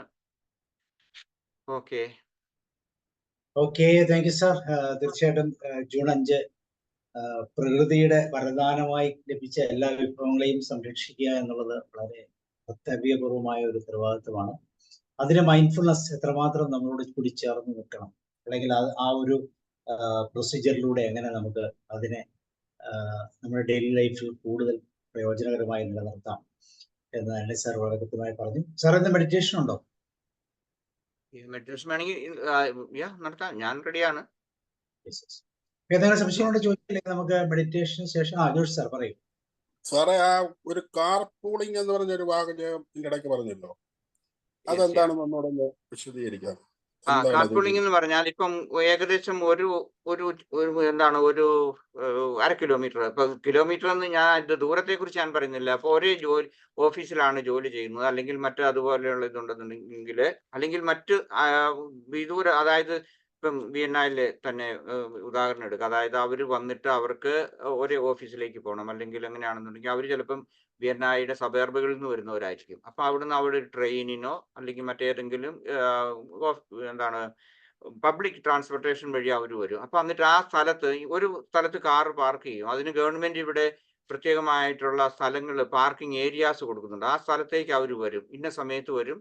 അപ്പം ഇപ്പൊ രാവിലെ 7:30 വരാം, വീട്ടിന് വേണ്ട അവർ തമ്മിൽ തീരുമാനിക്കുന്നു. അല്ലെങ്കിൽ ഒരേ ഫ്ലാറ്റിന്റെ സമുച്ചയത്തിൽ നിന്ന് അത് അവിടെ നിന്നാണ് പോകുന്നതെങ്കിൽ, ഇവിടെ സാധാരണ ഒരു കാറിൽ 5 പേരാണല്ലോ പോകുന്നത്. അങ്ങനെയാണെന്നുണ്ടെങ്കിൽ ഇവര് അതിന്റെ ഒരു കാർ ഉണ്ടായിരിക്കും. അതും ഇലക്ട്രിക് കാർ ആകാൻ വേണ്ടിയിട്ട് അവർ പലപ്പോഴും ശ്രമിക്കും. അത് കൃത്യമായിട്ട് വർക്ക് ചെയ്യുന്നത്, ഇത് ആരാണ് ഈ കാർ മേടിക്കുന്നത് എന്നുള്ളതിനെ കുറിച്ച് എനിക്ക് അറിയത്തില്ല. പക്ഷെ കാർ പൂളിംഗ് എന്ന് പറയുന്നത് ഒരു കാറിൽ എന്താണ് രാവിലെയും വൈകിട്ടും ജോലിക്ക് പോവുക വരിക. ഇപ്പം ചിലപ്പോൾ ഒരുപക്ഷെ അവരെല്ലാവരും ഒരേ ഓഫീസിലായിരിക്കും ജോലി ചെയ്യുന്നത്. അടുത്താകണമെന്നില്ലായിരിക്കും, അല്ലാത്തവർക്കും പോകാം. കാരണം കാർ സ്റ്റാർട്ട് ചെയ്യുന്ന സ്ഥലത്ത് അല്ലെങ്കിൽ പോകുന്ന വഴിക്ക് എവിടെയെങ്കിലും, ഇപ്പം നമ്മുടെ സ്കൂൾ ബസ്സൊക്കെ ഇല്ലേ, ഓരോ വീട്ടിലും പോയി പിക്കപ്പ് ചെയ്യുന്ന പോലെ, അങ്ങനെയും ഉണ്ടായിരിക്കാം. ഞാൻ കാർ പൂളിംഗിൽ ഞാൻ ഉപയോഗിച്ചിട്ടില്ല, എങ്കിലും അത് ഇവിടെ ഇപ്പം വ്യാപകമായിട്ട് ഉപയോഗിക്കുന്ന ഒരു സിസ്റ്റമാണ്. അത് എന്താ ഇപ്പൊ ഞാൻ പറഞ്ഞത് മനസ്സിലായല്ലോ അല്ലേ? അതായത് ഒരു കാറിൽ കഴിയുന്ന 5 പേര്, അല്ലെങ്കിൽ മുഴുത്ത കാറാണെങ്കിൽ 7 പേർക്ക് പോകാവുന്നതാണ്. അങ്ങനെ ഉണ്ടെങ്കിൽ അത്രയും പേര് പോവുകയും വരികയും ചെയ്യുന്നു. അതാണ് ഷെയർ ചെയ്ത് പോകുന്നു അല്ലേ? കാർ പൂളിംഗ് എന്നുള്ളത് അതിന്റെ ആളുകൾ നമ്മളെ നാട്ടിലുണ്ട്. ഇല്ല, എനിക്കറിയത്തില്ല. ഞാനിപ്പം ഒരു ഉദാഹരണം പറഞ്ഞതേ ഉള്ളൂ. ഓക്കെ, നമ്മള് കോട്ടയത്ത് കുറവിലങ്ങാട് താമസിക്കുന്ന സമയത്ത് ഹസ്ബൻഡ് ഇൻഫോ പാർക്കിലേക്ക് കാർ പൂളിംഗ്, അവിടെ ഇൻഫോ പാർക്കിൽ എല്ലാവരും ജോലി ചെയ്യുന്നവര്, അങ്ങനെ അവർക്ക് അതിനൊരു ആപ്പ് ഉണ്ട്. അപ്പൊ അതിൽ നമുക്ക് കൊടുക്കാൻ വേണ്ടി പറ്റും, റിക്വസ്റ്റ് ചെയ്യാൻ പറ്റും. അപ്പൊ അങ്ങനെ ഉരുപ്പും കുറ്റിയോ അങ്ങനെ എവിടെയാ അവിടെ മീറ്റ് ചെയ്യുന്ന സ്ഥലം, അങ്ങനെ പോകലുണ്ടായിരുന്നു.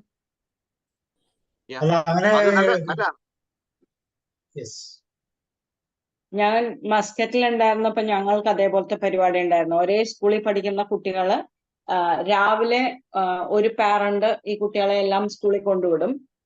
ഉച്ചയ്ക്ക് കൊണ്ടുവരുന്നവർ വേറൊരു പാരന്റ് കൊണ്ടുവരും, ഇല്ലെങ്കിൽ വൈകുന്നേരം ആണെങ്കിൽ അത് വേറൊരു പാരന്റ്. അങ്ങനെ അപ്പോ ഒരു സ്ഥലം ചിലപ്പോൾ അടുത്തടുത്ത് താമസിക്കുന്നവരാണെങ്കിൽ എല്ലാവരും കൂടി ഏതെങ്കിലും ഒരു വീട്ടിന്റെ മുമ്പിലോ, അല്ലെങ്കിൽ നമ്മൾ പോകുന്ന വഴിയാണെങ്കിൽ അവരുടെ വീടിന്റെ മുമ്പിൽ നിന്ന് നമ്മൾ അവരെ പിക്ക് ചെയ്യുക, ഡ്രോപ്പ് ചെയ്യുക, തിരിച്ച് അതേമാതിരി നമ്മളുടെ കുട്ടികളെ അവർ കൊണ്ടുവരും. അപ്പൊ ഇത് US-ലും എല്ലാ സ്ഥലത്തും ഇപ്പൊ ഉണ്ട് അങ്ങനെ വളരെ കൂടുതലായിട്ട്. കാരണം എന്തുകൊണ്ടാന്ന് വെച്ചാൽ ഇത് തന്നെ കാർബൺ എമിഷൻ റെഡ്യൂസ് ചെയ്യാൻ, പ്ലസ് കുറെ കാറുകൾ ഒരേ സമയത്ത് പീക്ക് അവേഴ്സിൽ റോട്ടിൽ വരണ്ട എന്നതുകൊണ്ട്. അതെ, ഇവിടെ വരുന്നു. സാറേ, ഇവിടെ ഈ യൂണിവേഴ്സിറ്റി ജോലികൾ കുറച്ച് പേര് ചെയ്യുന്നത് കണ്ടിട്ടുണ്ട്. അവർക്കെല്ലാം കാറുള്ളവരാ. അതിൽ ഒരു ദിവസം ഒരാളുടെ കാറിലാണ് അവർ തിരഞ്ഞെടുക്കുക, പിറ്റേ ദിവസം വേറൊരാളുടെ കാറിലായിരിക്കും. ആ രീതിയിൽ അവർ ഷെയർ ചെയ്ത് പോകുന്നത്. ഇവിടെ പറയുന്ന കാർ പൂളിംഗ് എന്നാണ് ഞാൻ പറഞ്ഞ. നാട്ടിൽ വേറെ എവിടെയെങ്കിലൊക്കെ ഉണ്ടാകും, കാർ ഷെയറിംഗ് ആകാം. ഞങ്ങൾ ഇവിടെ അറിയപ്പെടുന്നത് അങ്ങനെ കാർ പൂളിംഗ് എന്ന് പറയുന്ന പേരിലാണ്. ഓക്കെ, കാർ പൂളിംഗ് പുറത്തൊക്കെ പറയുന്നത് സാർ. ആണല്ലേ? ഓക്കെ. വേറെ എന്തെങ്കിലും സംശയമുണ്ടോ? ഇല്ലെങ്കിൽ നമുക്ക് മെഡിറ്റേഷനിലേക്ക് പോകാം. അതിനുശേഷം അല്ലേ sir? Meditation. Okay.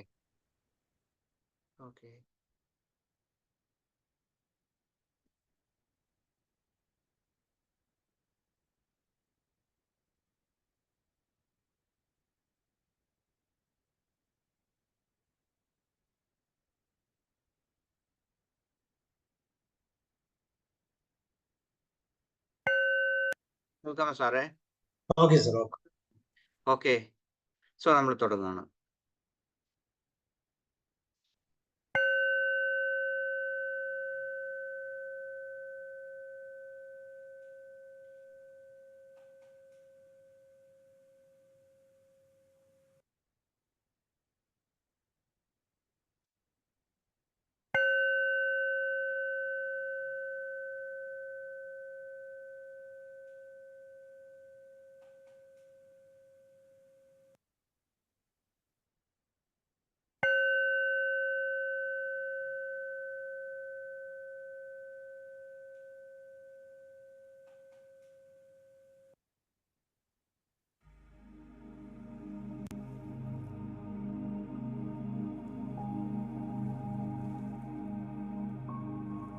Welcome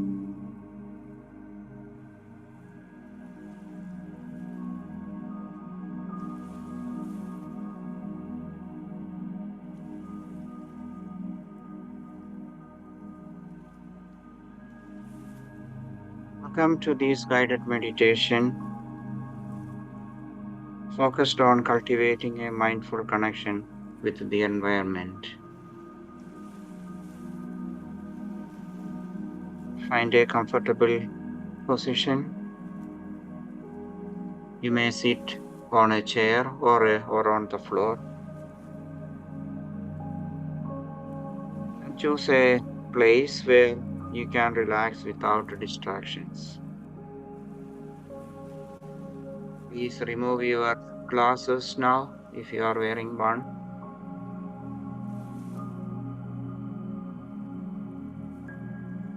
And when you are ready, you may please close your eyes.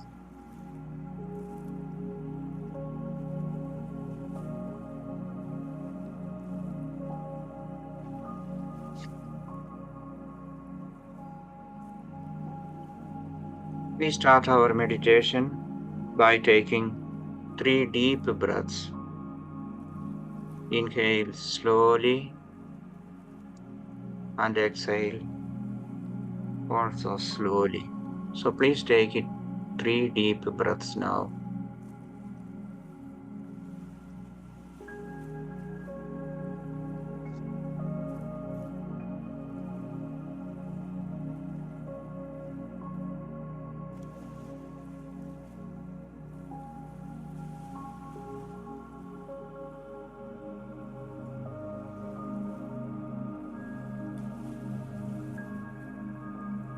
Let us slowly return to the awareness of the breath without any strain. Let us observe the natural, rhythmic, incoming and outgoing breath.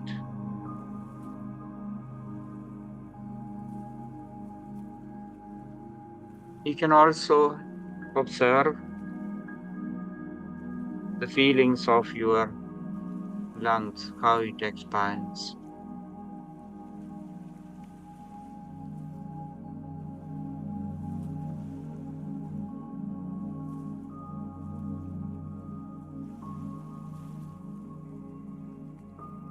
Let every other tension or restlessness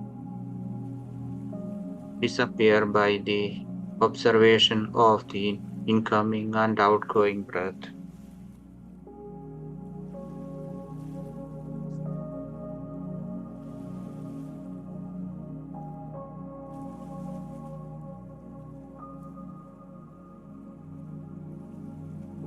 Stay with the awareness of the breath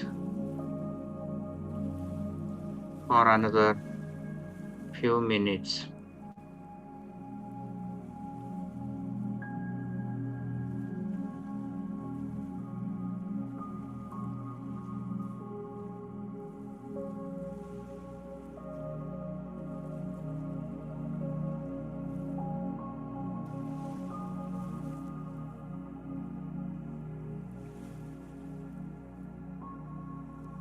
We turn our attention to the awareness of our body. Bring your attention to your body, starting from the top of your head.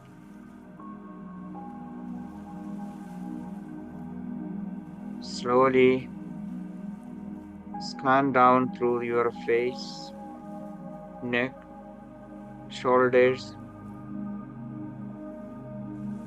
arms,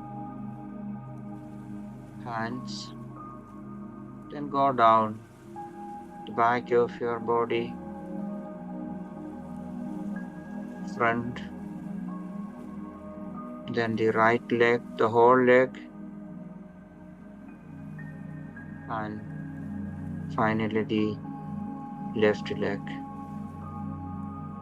Now have a quick scan of the whole body. Awareness of the whole body.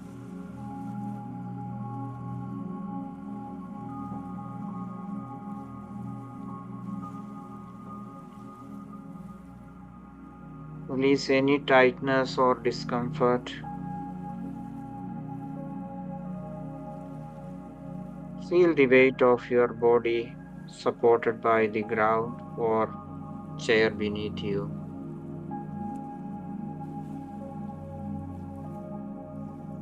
If you feel any pain or discomfort in any part of your body, just aware, accept. And if you think that this is too much, then take another 3 deep breaths.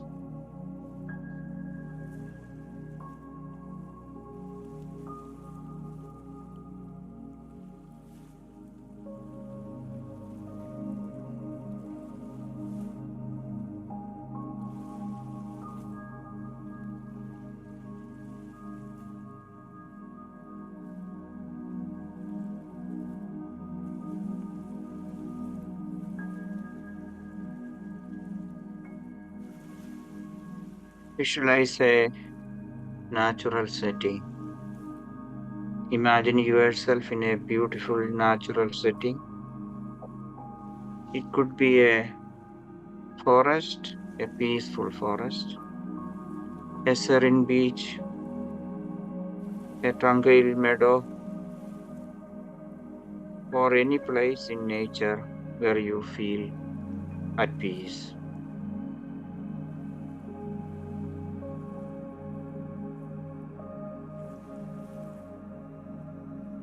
Try to see the vividness of that place, noticing the details around you.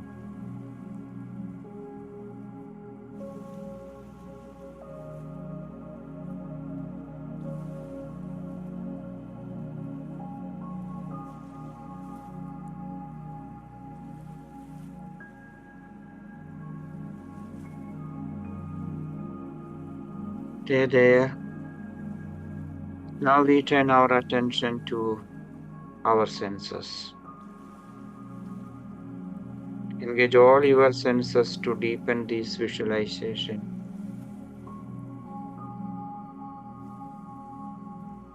Feel the warmth of the sun on your skin, or the cool breeze brushing against you.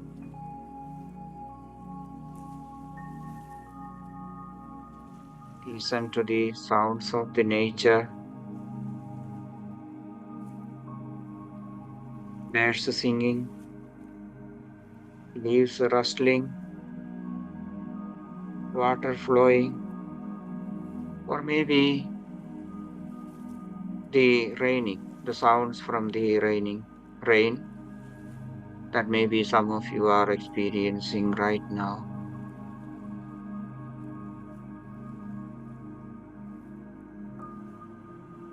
Smell the fresh air if you have one.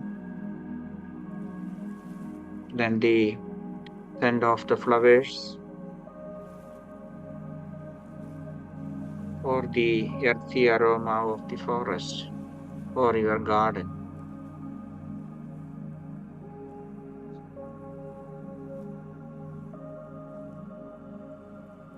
And again, slowly return to the awareness of the breath. Stay there for another few seconds.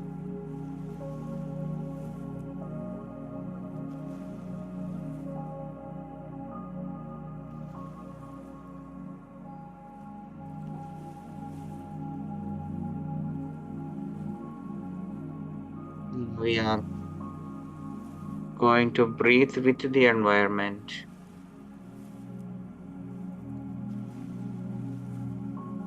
As you breathe in, imagine drawing the energy and vitality of the nature.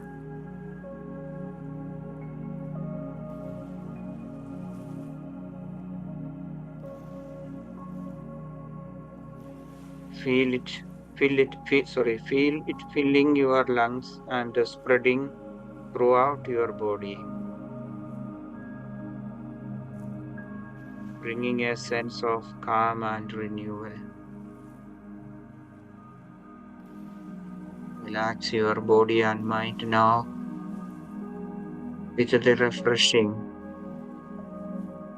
vital energy from the environment.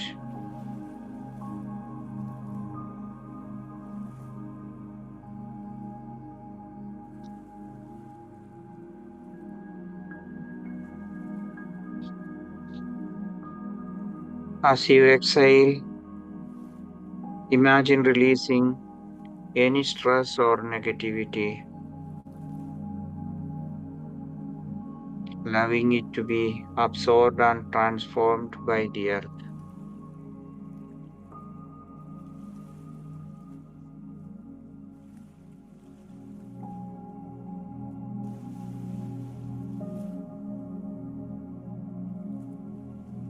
Align your breath with the rhythm of nature around you.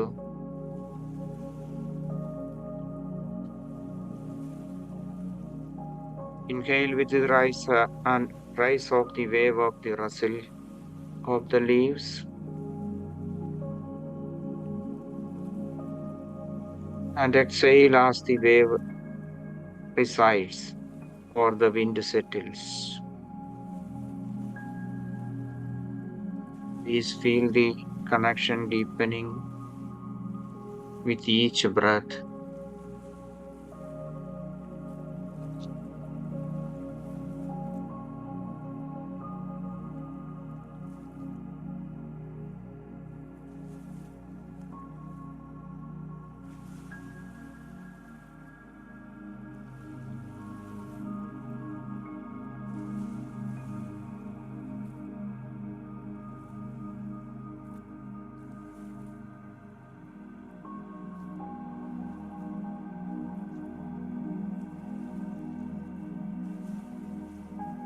Now bring to the mind many ways the natural environment supports and nourishes you.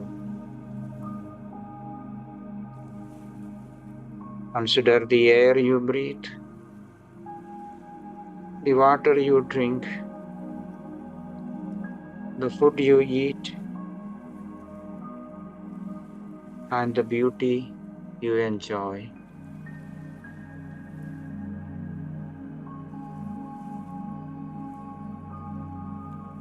Feel a sense of gratitude for all these gifts.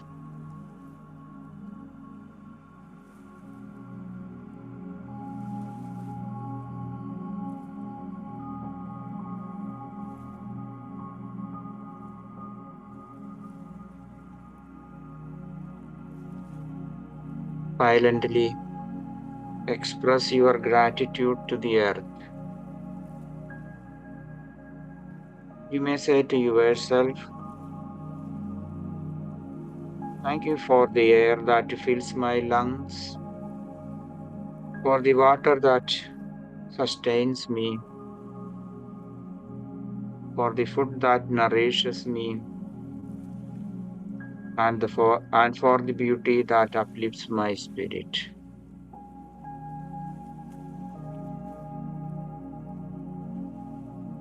We spend another 1 minute by expressing your gratitude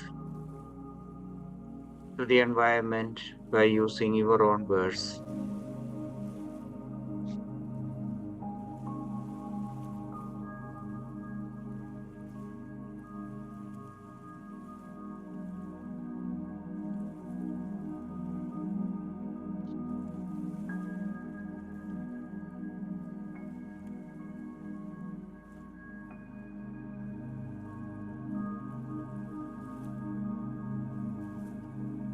Take a moment to reflect on your relationship with the environment.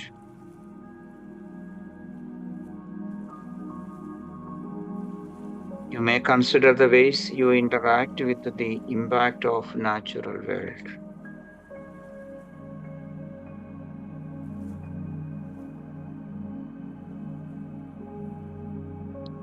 Before we conclude our meditation, set a positive intention. for how you can protect and honor the environment in your daily life. It might be something specific, like reducing waste, conserving water, or supporting conservation efforts.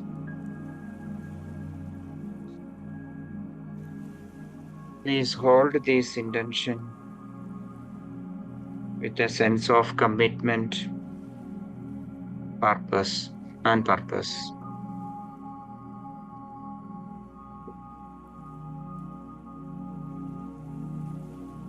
Again, you may return to the awareness of the breath, the peaceful,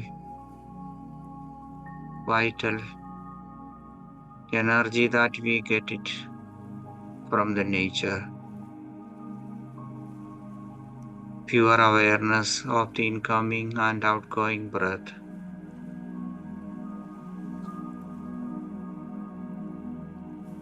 Please continue the meditation.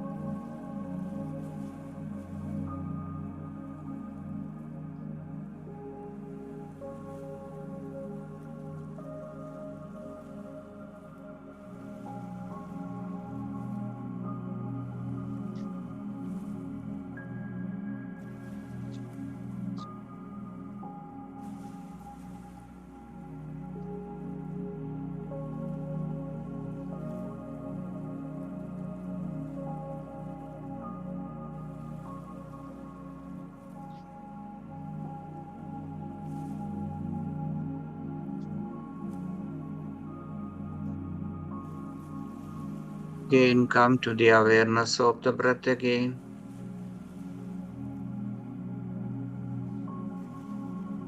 Come to the awareness also of your body,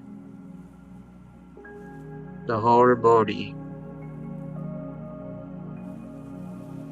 And then return to the awareness of the space or the place or the room where you are sitting. Aware of the surroundings.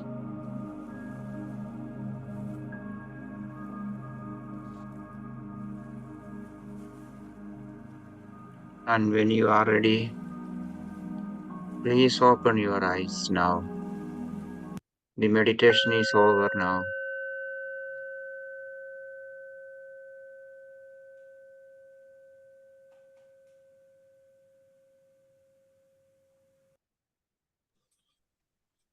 സാറേ ഒരുപാട് നന്ദി. Happy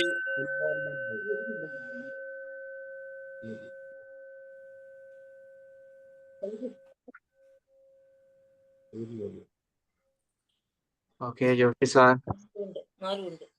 Sir boya. Joshi sir boya. അത്രേ ഉള്ളൂ. Happy environment day. Same to you.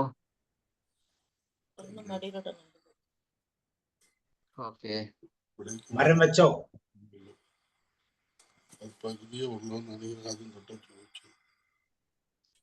Okay, Roy sir study. Meenakshi ma'am റെഡിയാണോ? Meenakshi ma'am കേൾക്കുന്നുണ്ടോ? ഓ, വളരെ നല്ലതായിരുന്നു. Very very relaxing. പിന്നെ ഇന്ന് നിങ്ങൾ പറഞ്ഞ കാര്യങ്ങള് അത് എനിക്ക് തോന്നുന്നത് ഗവൺമെന്റ് അല്ലെങ്കിൽ ആൾക്കാര് എന്നതിനേക്കാൾ കൂടുതലും ഈച്ച് ആൻഡ് എവറി ഇൻഡിവിജ്വൽ അങ്ങനെ വിചാരിക്കുകയാണെങ്കിൽ we can leave very good footprints rather than following ഈ ഇപ്പോഴുള്ള നമ്മുടെ കാർബൺ ഫുട് പ്രിന്റ്സ് വിടാതെ നമ്മൾക്ക് തന്നെ ചെറിയ ചെറിയ കാര്യങ്ങളിൽ പോലും നമ്മൾ ശ്രദ്ധിക്കുകയാണെങ്കിൽ ട്രീസ് കട്ട് ഡൗൺ ചെയ്യാതെ അങ്ങനെ എല്ലാ രീതിയിലും അത് വളരെ നമുക്ക് തന്നെ നമ്മളുടെ ഒരു പ്രദേശത്ത് അങ്ങനെ ചെയ്താൽ പോലും അത് വലിയൊരു മാറ്റം എന്ന് വെച്ചാൽ ഓരോ പോർഷനിലും ചെറിയ ചെറിയ മാറ്റങ്ങൾ വരുമ്പോൾ ഓൺ ദ ഹോൾ കൂട്ടുമ്പോൾ അത് വലിയൊരു ചേഞ്ച് ആയിട്ട് വരും. അപ്പൊ അതുകൊണ്ട് ഐ തിങ്ക് ഈ ഒരു അവയർനെസ് വളരെ വളരെ അത്യാവശ്യമാണ്. And your class was super sir as usual. Thank you so much. Thank U. Roy sir. World environment ഡേയുടെ ഭാഗമായിട്ട് എല്ലാ വർഷവും ആഘോഷിക്കാറുണ്ട്. സാധാരണയായി ചെയ്യുന്നത് ഏതെങ്കിലും ഇമ്പോർട്ടൻ്റ് പേഴ്സണാലിറ്റി വന്ന് വൃക്ഷത്തൈ നടുക, അല്ലെങ്കിൽ വൃക്ഷത്തൈകൾ കൊടുക്കുക. പക്ഷെ ഏതായാലും ഇന്നത്തെ വേൾഡ് എൻവയറൺമെന്റ് ഡേ വളരെ ധന്യമാണ്. കാരണം എൻവയോൺമെന്റ് പ്രൊട്ടക്ഷന് വേണ്ടി ചെയ്യേണ്ട കാര്യങ്ങളെക്കുറിച്ച് ഒരു വിചിന്തനം ഉണ്ടായി, ചിന്തയുണ്ട്. അതാണ് ശരിക്കും വേണ്ടത്. അപ്പൊ ഇതുപോലെയുള്ള ബോധവൽക്കരണമാണ് പബ്ലിക്കിന്റെ ഇടയിൽ വേണ്ടത്. എന്തൊക്കെ കാര്യങ്ങളാണ് എൻവയോൺമെന്റ് ഡേയിൽ ശ്രദ്ധിക്കേണ്ടത് എന്ന് മറ്റൊരാൾക്ക് ഷെയർ ചെയ്യാൻ പറ്റിയ നോളജ് ഇന്ന് ഞാൻ അക്വയർ ചെയ്തിട്ടുണ്ട്. വളരെ ജീവിതത്തിൽ പ്രാക്ടിക്കലാക്കാൻ പറ്റിയ കാര്യങ്ങളാണ്. പക്ഷെ ഇന്നത്തെ കാലഘട്ടത്തിൽ പുതിയ തലമുറയെ ഈ കാര്യങ്ങളൊക്കെ ബോധവാനാക്കുക എന്ന് പറയുന്നത് വലിയ ബുദ്ധിമുട്ടുള്ള കാര്യമാണ്. കാരണം ഇപ്പൊ സാർ പറഞ്ഞ പോലെ തന്നെ ഈ കാർ പൂളിങ്ങും മറ്റൊക്കെ വളരെ ഇതാണെങ്കിലും അവനവന്റെ സൗകര്യത്തിന് പോകണമെങ്കിൽ പൂളിങ് പറ്റിയല്ല, അവരവരുടെ കാറ് കൊണ്ട് പോകേണ്ടി വരും. അതിപ്പോൾ മറ്റൊരാളുടെ സൗകര്യത്തിന് അഡ്ജസ്റ്റ് ചെയ്യാൻ തയ്യാറാണ്. 2, ഈ പ്രകൃതിയെ സംരക്ഷിക്കുന്നതിനുള്ള കാര്യങ്ങളുണ്ട്. അത് ഇന്നപോലെ ചെയ്താലേ ഒക്കുള്ളൂ എന്ന് ബോധ്യമുണ്ടെങ്കിൽ അതൊക്കെ ആരെങ്കിലുമൊക്കെ ചെയ്യട്ടെ, നമുക്ക് ഇങ്ങനെ അങ്ങ് പോകട്ടെ എന്നുള്ള ഒരു ഇതാവുള്ളൂ. ഏതായാലും ഇന്നത്തെ സാറിൻ്റെ ഈ മൈൻഡ്ഫുൾ എൻവയോൺമെന്റ് വളരെയധികം എൻജോയബിളാണ്. അതുപോലെ തന്നെ ആ മെഡിറ്റേഷനും ആ എൻവയോൺമെന്റ് പ്രൊട്ടക്റ്റ് ചെയ്യാൻ പറ്റുന്ന രീതിയിലുള്ള ഒരു മാനസികാവസ്ഥ സൃഷ്ടിക്കുന്നതിനും ഉതകുന്നതാണ്. Thank you sir very much. Thank you very much. Okay, ഇനിയിപ്പോ 14 പേരുണ്ട്. എന്നാലും ഞാൻ ഒരു കാര്യം കൂടി കൂടുതൽ സ്ട്രെസ് ചെയ്ത് പറയാതിരുന്ന വിട്ടുപോയതല്ല, എന്നാലും വേസ്റ്റ് മാനേജ്മെന്റ് നമ്മുടെ ജീവിതത്തിൽ നമുക്ക് പ്രാവർത്തികമാക്കാവുന്ന ഏറ്റവും നല്ല ഒരു കാര്യമാണ് വേസ്റ്റ് മാനേജ്മെന്റ്. കാരണം നമ്മളുടെ വീട്ടിലുണ്ടാകുന്ന അല്ലെങ്കിൽ നമ്മൾ ഉണ്ടാക്കുന്നതായിട്ടുള്ള ആ വേസ്റ്റ് അത് വേണ്ട രീതിയിൽ മറ്റുള്ളവർക്ക് ബുദ്ധിമുട്ടുണ്ടാകാത്ത രീതിയിൽ ഒന്ന് റീസൈക്കിൾ ചെയ്യാൻ വേണ്ടിയിട്ട്, അല്ലെങ്കിൽ അവിടെ ഇവിടെ എല്ലാം എടുത്തെറിഞ്ഞ് റോഡിലും മറ്റു പൊതുവായിട്ടുള്ള സ്ഥലങ്ങളിൽ കൊണ്ടുപോയി ഇടാതെയൊക്കെ ഇരിക്കാനുള്ള ഒരു അവബോധം, ഒരു തോന്നൽ, അല്ലെങ്കിൽ അത് നമുക്ക് വളരെ അത്യാവശ്യമുള്ള ഒരു കാര്യമാണ്. അത് ഒരു പക്ഷേ ഞാൻ വീണ്ടും പറയുന്നു, മലയാളികൾക്ക് കുറവുള്ള ഒരു കാര്യം കൂടിയായിട്ട് എനിക്ക് തോന്നിയിട്ടുണ്ട്. ഇപ്പോഴുള്ള കാര്യം എനിക്ക് അറിയത്തില്ല, ഞാൻ ആരെയും കുറ്റപ്പെടുത്തുന്നില്ലെങ്കിലും അത് നമുക്ക് കൂടുതലായിട്ട് ആവശ്യമുള്ള കാര്യമാണ്. നമ്മുടെ ഈ പ്രകൃതിയെ നമുക്ക് സംരക്ഷിക്കാൻ വേണ്ടിയിട്ടും മറ്റുള്ളവരെ ഉപദ്രവിക്കാതിരിക്കാനും വേണ്ടി. Okay, thank you. വേറെ ആർക്കാ പറയാൻ? അനുവിന്ദ. വളരെ നല്ല സെഷൻ ആയിരുന്നു. Fostering A deeper connection with nature എന്ന ടോപ്പിക്കില് ഇന്നത്തെ ദിവസത്തിന്റെ പ്രാധാന്യത്തിനോടനുബന്ധിച്ച് ജൂൺ 5-ാം തീയതി വളരെ മനോഹരമായ ഒരു സെഷൻ ആയിരുന്നു. 5 ടോപ്പിക്സിലൂടെ 5 മെയിൻ പോയിന്റ്സിലൂടെ സാർ അത് വളരെ കൃത്യമായി പറഞ്ഞു തന്നു. എൻവയോൺമെന്റ് ആൻഡ് മൈൻഡ്ഫുൾനെസ്സിൽ റെഡ്യൂസ്, റീയൂസ്, റീസൈക്കിൾ എന്നതിന്റെ പ്രാധാന്യം, അതിനെക്കുറിച്ച്, പിന്നെ നമുക്ക് നമ്മുടെ ജീവിതത്തിൽ കൊണ്ടുവരാൻ പറ്റുന്ന പല കാര്യങ്ങളും സാർ കൃത്യമായി പറഞ്ഞു വന്നു. അതേപോലെ അവസാനത്തെ മെഡിറ്റേഷൻ വളരെ എഫക്റ്റീവായിട്ട് ഫീൽ ചെയ്തു. ഞാൻ ത്രൂ ഔട്ട് സാറിനത് മെഡിറ്റേഷൻ കേൾക്കാറുണ്ട്, പക്ഷെ എനിക്ക് മെഡിറ്റേറ്റിംഗ് പോസിൽ ഇരിക്കാൻ പറ്റാറില്ല. അധികവും മോളെന്തെങ്കിലും കുഴപ്പമാക്കുന്നുണ്ടാവും. പക്ഷെ ഇന്ന് ഞാൻ കോൺസെൻട്രേറ്റ് ചെയ്തിട്ട് ഇരുന്നു എന്നുള്ളതാണ്. അപ്പൊ അതെനിക്ക് ഭയങ്കരമായിട്ട് നല്ല ഗുഡ് ഫീൽ തന്നു. അപ്പോ അംബികാസുധൻ മങ്ങാട് എന്ന് പറഞ്ഞ എഴുത്തുകാരന്റെ 2 മത്സ്യങ്ങൾ എന്ന് പറയുന്ന ഒരു കഥയെ പറ്റി കഴിഞ്ഞ ഒരു ദിവസം സുനിൽ സാറ് ടോട്സിന്റെ ഒരു ഇംഗ്ലീഷ് പ്ലാറ്റ്ഫോമില് എടുത്തിട്ടുണ്ടായിരുന്നു ആ കഥയെ കുറിച്ചിട്ട്. അപ്പൊ അതില് ചോദിക്കുന്ന ഒരു ചോദ്യമുണ്ട്, എല്ലാ വികസനങ്ങളും അവസാനിക്കുന്നിടത്ത് മനുഷ്യൻ മാത്രമേ ബാക്കിയാവുകയുള്ളൂ എന്നുള്ളത്. അപ്പോ എല്ലാ ഡെവലപ്മെന്റും വന്നു കഴിഞ്ഞാലും മറ്റു ജീവികളൊന്നും അവിടെ ബാക്കിയാവുന്നില്ല. അവിടെ അവസാനം ശേഷിക്കുന്നത് മനുഷ്യൻ മാത്രമായിരിക്കും എന്നുള്ള ഒരു ക്വസ്റ്റ്യൻ. അപ്പൊ അങ്ങനെ ആ ഒരു കാലഘട്ടത്തിലൂടെയാണ് കടന്നു പോകുന്നത്. അപ്പോ എല്ലാവരെയും ഉൾക്കൊള്ളിച്ചുകൊണ്ടുള്ള ഒരു സമഗ്രമായ ഒരു വികസനം ഒക്കെ ചിന്തിക്കേണ്ട കാലഘട്ടം അതിക്രമിച്ചു എന്നുള്ളത് തന്നെയാണ്. അപ്പോ വളരെ മനോഹരമായിട്ടൊരു സെഷൻ എടുത്തു തന്ന ആന്റണി സാറിന് നന്ദി പറയുകയാണ്. Thank you sir. Snehalatha sir പിന്നെ സാറ് സമഗ്രമായിട്ട് പരിസ്ഥിതിയെ സംരക്ഷിക്കേണ്ട ചെയ്യാൻ പറ്റുന്ന കൊച്ചു കൊച്ചു കാര്യങ്ങൾ, ലൈറ്റ് ഓഫ് ചെയ്യുന്നത് തൊട്ട് വെള്ളം പാഴാക്കാതിരിക്കുന്ന, അങ്ങനെ ഒരുപാടെല്ലാം പറഞ്ഞു. പിന്നെ വിദേശത്തുള്ള നമുക്ക് അറിഞ്ഞുകൂടാത്ത ഒത്തിരി കാര്യങ്ങൾ പറഞ്ഞു. പിന്നെ വിദേശത്തെ കാർബൺ ക്രെഡിറ്റ് എന്ന് പറഞ്ഞൊരു കാര്യമുണ്ട്, അത് സാറ് പറഞ്ഞായിരുന്നോ? നമ്മള് ഈ ഒരുപാട് പറഞ്ഞില്ല. അതിനെ കുറിച്ചും കൂടെ സാറ് പറയോ? കാർബൺ ക്രെഡിറ്റിനെ കുറിച്ച് എനിക്ക് നല്ല ബോധ്യം എനിക്കില്ല. ഞാൻ പറഞ്ഞു എനിക്ക് കൃത്യമായിട്ട് എനിക്ക് അവര് നമ്മള് ഒരുപാട് വൃക്ഷങ്ങളൊക്കെ നട്ടുപിടിപ്പിച്ചിട്ടുണ്ടെങ്കിൽ ഈ കമ്പനികള് അതിന് നമുക്കൊരു ഇൻസെന്റീവ് തരുന്ന ഒരു സിസ്റ്റം അമേരിക്കയിലും ഉണ്ട്. അത് ഇവിടെ അങ്ങനെ വെച്ചിരുന്നെങ്കിൽ അതും ഒരു പ്രയോജനമായേനെ.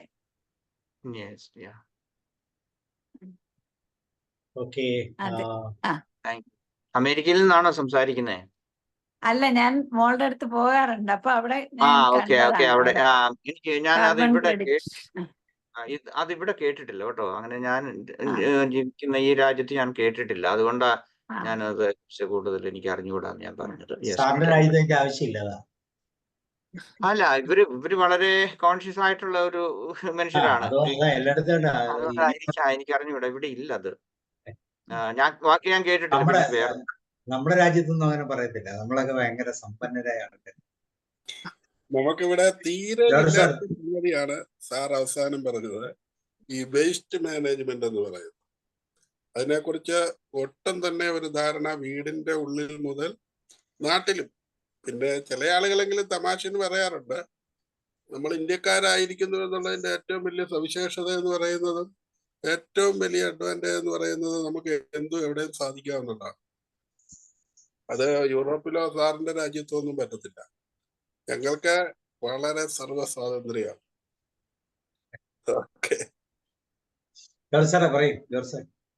Thank you sir. അനിൽ സാറെ, പതിവ് പോലെ ഇന്നും സാറിന്റെ ക്ലാസ് ഇങ്ങനെ തൊട്ടുണർത്തുന്നതാണ്. ഞാൻ ഓർക്കും സാർ ഇപ്പൊ പറഞ്ഞു, ഏറ്റവും ഒടുക്കം പറഞ്ഞല്ലേ, പെരിയാറില് ഒരു വെള്ളപ്പൊക്കം എത്തിക്കഴിഞ്ഞപ്പോൾ മലയാറ്റൂര് പള്ളിയുടെ തൊട്ട് അടുത്തുള്ള ആ പാലം, അവിടുത്തെ ട്രാഫിക് ബ്ലോക്ക് ആകുന്ന വിധത്തിൽ പ്ലാസ്റ്റിക് അടിഞ്ഞുകൂടി എന്നാ പറയുന്നത്. പിന്നെ JCB കൊണ്ടുവന്ന് ക്ലിയർ ചെയ്താണ് അത് തുറന്നത്. അത്രമാത്രം അടിഞ്ഞുകൂടി. അതുപോലെ അല്ല, എവിടെയും നമുക്ക് വേണ്ടാത്തതൊക്കെ എറിയാനുള്ള ഇടമാണ് റോഡും തോടും. അതാണ് മലയാളിയുടെ സങ്കല്പം, അപ്പുറത്തേക്ക് പറയാനില്ല. അതങ്ങനെ ആയിപ്പോയി. സാറേ, ഇപ്പൊ സാറ് പറഞ്ഞ പോലെ ഞാൻ പലപ്പോഴും ഈ ചെറിയ കിറ്റിലിട്ട് സാധനങ്ങൾ വാങ്ങി തരുമ്പോ, കടയിൽ നിന്ന് തരുമ്പോ ഞാൻ പറയാറുണ്ട്, എനിക്കത് വേണ്ട, ഞാനത് വണ്ടിയിലേക്ക് നേരെ പറക്കിയിട്ടോളാം. അല്ലെങ്കിൽ തുണിസഞ്ചി കരുതിയിട്ടുണ്ടെങ്കിൽ അതിലേക്ക് കരുതി എടുത്തു, അല്ലെങ്കിൽ ആ കൊട്ടയോട് കൂടി കൊണ്ടുവന്ന് വണ്ടിയിലിടും. അല്ലാതെ കിറ്റ് വാങ്ങാറില്ല, പരമാവധി ഒഴിവാക്കി തുടങ്ങി. ഇങ്ങനെ പലതും നമുക്ക് ചെയ്യാം. കൊച്ചു കൊച്ചു കാര്യങ്ങൾ ചെയ്യുമ്പോൾ അതിന്റെ എഫക്റ്റ് വളരെ വലുതാകുമല്ലോ. അതുപോലെ മഴവെള്ളം പറമ്പിൽ പല ഭാഗത്ത് കുഴിച്ച് ഞാൻ കളക്ട് ചെയ്യാറുണ്ട്. ഇങ്ങനെയൊക്കെ തോന്നുന്നു. സാറത് പറഞ്ഞപ്പോ ഒക്കെ ഇങ്ങനെ ഓർത്തു വരിക. ചെയ്യുന്നത് നമ്മൾ പറ്റുന്ന കാര്യങ്ങളാണ്. ഇതൊക്കെ എല്ലാവർക്കും സ്വീകരിക്കാവുന്ന ഒത്തിരി കാര്യങ്ങളുണ്ട്. ഒരു ചെലവും ഇല്ലാതെ തന്നെ ചെയ്യാവുന്ന കാര്യങ്ങളാണ്. നാളത്തെ നിലനിൽപ്പിന് ഇതൊക്കെ ആവശ്യവുമാണ്.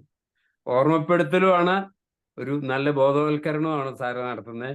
Thank you so much sir. എങ്ങനെയുണ്ട് ജോർജ് സാറേ വിദേശം? സാറേ, സന്തോഷത്തിലാണ്. വളരെ സുഖകരമായ കാലാവസ്ഥ, വൃത്തിയും മെനയൊക്കെ കാണണമെങ്കിൽ ഇവിടെ തന്നെ വരണം എന്ന് തോന്നിപ്പോയി. എവിടെയാ സാറ്? ഞാൻ സ്കോട്ട്ലൻഡിലെ സാറേ. സ്കോട്ട്ലൻഡിലാണ്. നല്ല, എവിടെ നോക്കിയാലും പച്ച പുൽമൈതാനങ്ങളാണ് എല്ലായിടത്തും. തിരിച്ചു പോരാതിരിക്കുവോ? ഒരു നേരം കോളനി കഴിഞ്ഞാൽ ഒരു ചെറിയ ഫോറസ്റ്റാ. അതിന്റെ തൊട്ടടുത്ത് ആ ഫോറസ്റ്റിൽ കൂടെ നടപ്പുവഴിയുണ്ട്. അത് ടാർ ചെയ്ത് വളരെ സുന്ദരമായിട്ട് സൂക്ഷിച്ചിട്ടുണ്ട്. അതിനപ്പുറത്ത് വീണ്ടും വീടുകൾ ധാരാളമാണ്. പക്ഷെ ഉണ്ടെന്ന് തോന്നില്ല, അത് ചെന്ന് കണ്ടാലേ തോന്നുള്ളൂ. അത്ര കൊച്ചു കൊച്ചു ഫോറസ്റ്റുകൾ. വലിയ ഫോറസ്റ്റ് ഇല്ല, വലിയ മലകളില്ല, ചെറിയ കുന്നും തടവുമായിട്ടുള്ള സ്ഥലങ്ങളാണ്. നല്ല രസം. പറയാതെ താങ്ക് യു സാർ. സാറ് പറഞ്ഞില്ലേ ഈ 3R എന്ന് പറഞ്ഞൊരു കോൺസെപ്റ്റ് ഉണ്ടല്ലോ നമ്മുടെ ഈ എൻവയോൺമെന്റൽ പ്രൊട്ടക്ഷനിൽ. അതിന്റെ അതൊരു 4R, ഒരു R കൂടെ കൂട്ടാം. അതാണ് ജോർജ് സാർ പറഞ്ഞ റെഫ്യൂസ്. പ്ലാസ്റ്റിക് സഞ്ചികൾ നമ്മൾ റെഫ്യൂസ് ചെയ്യും. Sritama. Okay sir, good evening. ഞാൻ ആദ്യമായിട്ടാണ് ആന്റണി സാറിന്റെ ക്ലാസ് കേൾക്കുന്നത്. എൻവയോൺമെന്റൽ ഡേ ആയതുകൊണ്ട് ഞാൻ ടൈം അഡ്ജസ്റ്റ് ചെയ്ത് ഇരിക്കുകയാണ്. പിന്നെ അപ്പം ഫസ്റ്റിൽ തന്നെ പറയാണ്, വളരെ നല്ല ക്ലാസ് ആയിരുന്നു. അതിൽ തന്നെ മെഡിറ്റേഷൻ തൊട്ട് വേണ്ട, കാർപൂളിങ് എന്ന് പറയുന്നത് നമ്മൾ കോളേജിൽ പോലെ അങ്ങനെയായിരുന്നു. എഞ്ചിനീയറിംഗ് കോളേജും പോളിടെക്നിക് കോളേജും അടുത്തടുത്താണ് കോഴിക്കോട്. അപ്പം പിന്നെ ദൂരത്തുനിന്ന് വരുന്നവരൊക്കെ ഇങ്ങനെ ഓരോരുത്തരെ പിക്ക് ചെയ്ത് എല്ലാരും ഒന്നിച്ചാ വരിക. പറഞ്ഞ പോലെ അത് കാർ പൂളിംഗ് എന്നൊന്നും പറയാറില്ല. പക്ഷെ ഒരു കാറില് ഞങ്ങളെ കോളേജിൽ അധികം ആളും 4-5 കാറിൽ എല്ലാവരും വരും. അങ്ങനെ പോവാറുണ്ട്. പിന്നെ ഹോട്ടലുകളിലൊക്കെ ഇപ്പൊ കോഴിക്കോട് വലിയ ഹോട്ടലിലൊക്കെ നമ്മൾ ഫുഡ് കഴിച്ചാൽ ബാക്കി പാക്കറ്റ് ആക്കി തരും. നമ്മളിപ്പോ ചോദിക്കാറുണ്ട്, തരാറുണ്ട്. അങ്ങനെ ഒരു സിസ്റ്റം വന്നിട്ടുണ്ട്. പിന്നെ ഞാൻ ഫ്ലാറ്റിലാണ് താമസിക്കുന്നത്, ഫെസിലിറ്റി സൗകര്യത്തിന് വേണ്ടിയിട്ട്. അപ്പം അവിടെയും വേസ്റ്റ് മാനേജ്മെന്റ് നമ്മൾ ശ്രദ്ധിച്ചാൽ കുറെയൊക്കെ ചെയ്യാൻ പറ്റുമെന്നാണ് എനിക്ക് മനസ്സിലാകുന്നത്. എന്താ വെച്ചാൽ ഞങ്ങൾ ബൊക്കാഷി ബക്കറ്റ് ഇപ്പം കോർപ്പറേഷൻ തരുന്നുണ്ട്. അത് നമ്മൾ വേസ്റ്റ് മാനേജ്മെന്റ് നല്ല വൃത്തിയിൽ വെച്ചിട്ട് അതിനൊരു പൊടിയുണ്ട്, അതും കൂടി ഇടുകയാണെങ്കിൽ അങ്ങനെ സ്മെല്ലൊന്നുമില്ല. നമുക്ക് അതിന്റെ ക്വാണ്ടിറ്റി ഒന്നും അറിഞ്ഞൂടെങ്കിലേ അത് പ്രശ്നമാവും. എന്നിട്ട് അങ്ങനെ ബൊക്കാഷി ബക്കറ്റിൽ നിന്ന് വളമായാൽ അത് നമ്മൾ ചെടിക്കിടും. വീട്ടിൽ തന്നെ ഫ്ലാറ്റിൽ കുറച്ച് ചീരയും കുറച്ച് കുമ്പളം, വെള്ളരി അതൊക്കെ വെച്ചിട്ടുണ്ട് സമയത്തിനനുസരിച്ച്. അപ്പൊ അതങ്ങനെ നമുക്ക് ചെയ്യാൻ പറ്റാറുണ്ട്. പിന്നെ ഞാൻ നാട്ടിൽ പോകുമ്പോൾ ചിലപ്പം ബക്കറ്റിൽ കൂടുതൽ എനിക്ക് പറ്റാത്തത് ഞാൻ നാട്ടിൽ കൊണ്ടുപോയിട്ട് വീട്ടില് പറമ്പിലിടും. അപ്പം കുറെ സ്ഥലങ്ങളുണ്ട് നാട്ടിൽ, പക്ഷെ എനിക്ക് ജീവിക്കുന്നത് ഞാൻ ഫ്ലാറ്റിൽ എന്നുള്ളൊരു കൺസെപ്റ്റാണ്. അപ്പൊ അവിടെ ഞാനിപ്പം സാറിന്റെ മെഡിറ്റേഷനിൽ പറയാം. മെഡിറ്റേഷൻ വളരെ എഫക്റ്റീവാണ്. ഞാൻ എൻ്റെ എല്ലാ സ്ഥലങ്ങളും അവിടെയുള്ള ഇപ്പം പിന്നെ 2 വലിയ പ്ലാവ് മുറിച്ചിട്ടുണ്ട്. പിന്നെ 5-10 തെങ്ങും പഴയതായി മുറിച്ചിട്ടുണ്ട്. അതൊക്കെ അതൊക്കെ നടാൻ വേണ്ടിയിട്ട് ഞങ്ങൾ നാളെ പോയിട്ട് ചെടി വാങ്ങിക്കണം എന്നൊക്കെ പറഞ്ഞ് കൃഷി ഇതിലും ഒക്കെ പോണം എന്ന് പറഞ്ഞ് നിൽക്കുകയാണ്. അപ്പൊ ആ മെഡിറ്റേഷൻ കഴിഞ്ഞപ്പോ എനിക്ക് എൻ്റെ മൊത്തം ലൈഫിലെ എൻ്റെ സ്ഥലങ്ങളും കാര്യങ്ങളും ഒക്കെ വളരെ ചിന്തിക്കാൻ പറ്റും. ഒരു മനസ്സിൽ ഇങ്ങനെ വിഷ്വലൈസ് ചെയ്ത് അവസാനം അത് ഒരു വലിയൊരു മരങ്ങളുള്ള സ്ഥലങ്ങൾ തന്നെ ഇപ്പോഴും കുറെ ഉണ്ട്. എന്നാലും പോയതിനൊക്കെ പകരമുള്ള ഒരു വൃക്ഷങ്ങൾ വന്ന ഒരു പ്രതീതി. അപ്പൊ മനസ്സിന് ഭയങ്കര കുളിര് വന്നു, ഒരു മോട്ടിവേഷനും കൂടി കിട്ടി. അപ്പൊ ഒരുപാട് നല്ല ക്ലാസ് ആയിരുന്നു sir. Thank you sir. Sabu സാറിനും ടോൾ ആൾക്കാർക്കും thank you. Yes, thank you. ഇത് സാറിന്റെ 78ാമത്തെ ക്ലാസ് ആണ് മെഡിറ്റേഷനിലെ തന്നെ. ഞാൻ വൈകുന്നേരം ചിലപ്പോ കണ്ടാലേ കയറാറുള്ളൂ. ആദ്യമൊക്കെ എല്ലാ യൂട്യൂബില് അപ്ലോഡ് ചെയ്തിട്ടുണ്ട്. അവകാശം വരുന്ന കണ്ടാ. Okay sir, okay sir, thank you. വേറെ ഇനി ആരാ ഉള്ളത്? എല്ലാവരും അല്ലേ? ഓക്കെ. അപ്പം ഇന്നത്തെ വേൾഡ് എൻവയോൺമെന്റൽ ഡേയില് മനോഹരമായ ഒരു സെഷൻ. എത്ര എൻവയോൺമെന്റ് ഡേ വന്നാലും മനുഷ്യൻ മാറത്തില്ല എന്നുള്ളത് വേറൊരു വലിയ കാര്യമാണ്. എങ്കിലും വളരെ പോസിറ്റീവായിട്ട് മാറാനുള്ള എല്ലാ എന്താ പറയുന്നത് നിറക്കൂട്ടുകളും ഇതിനകത്ത് ഉണ്ടായിരുന്നു.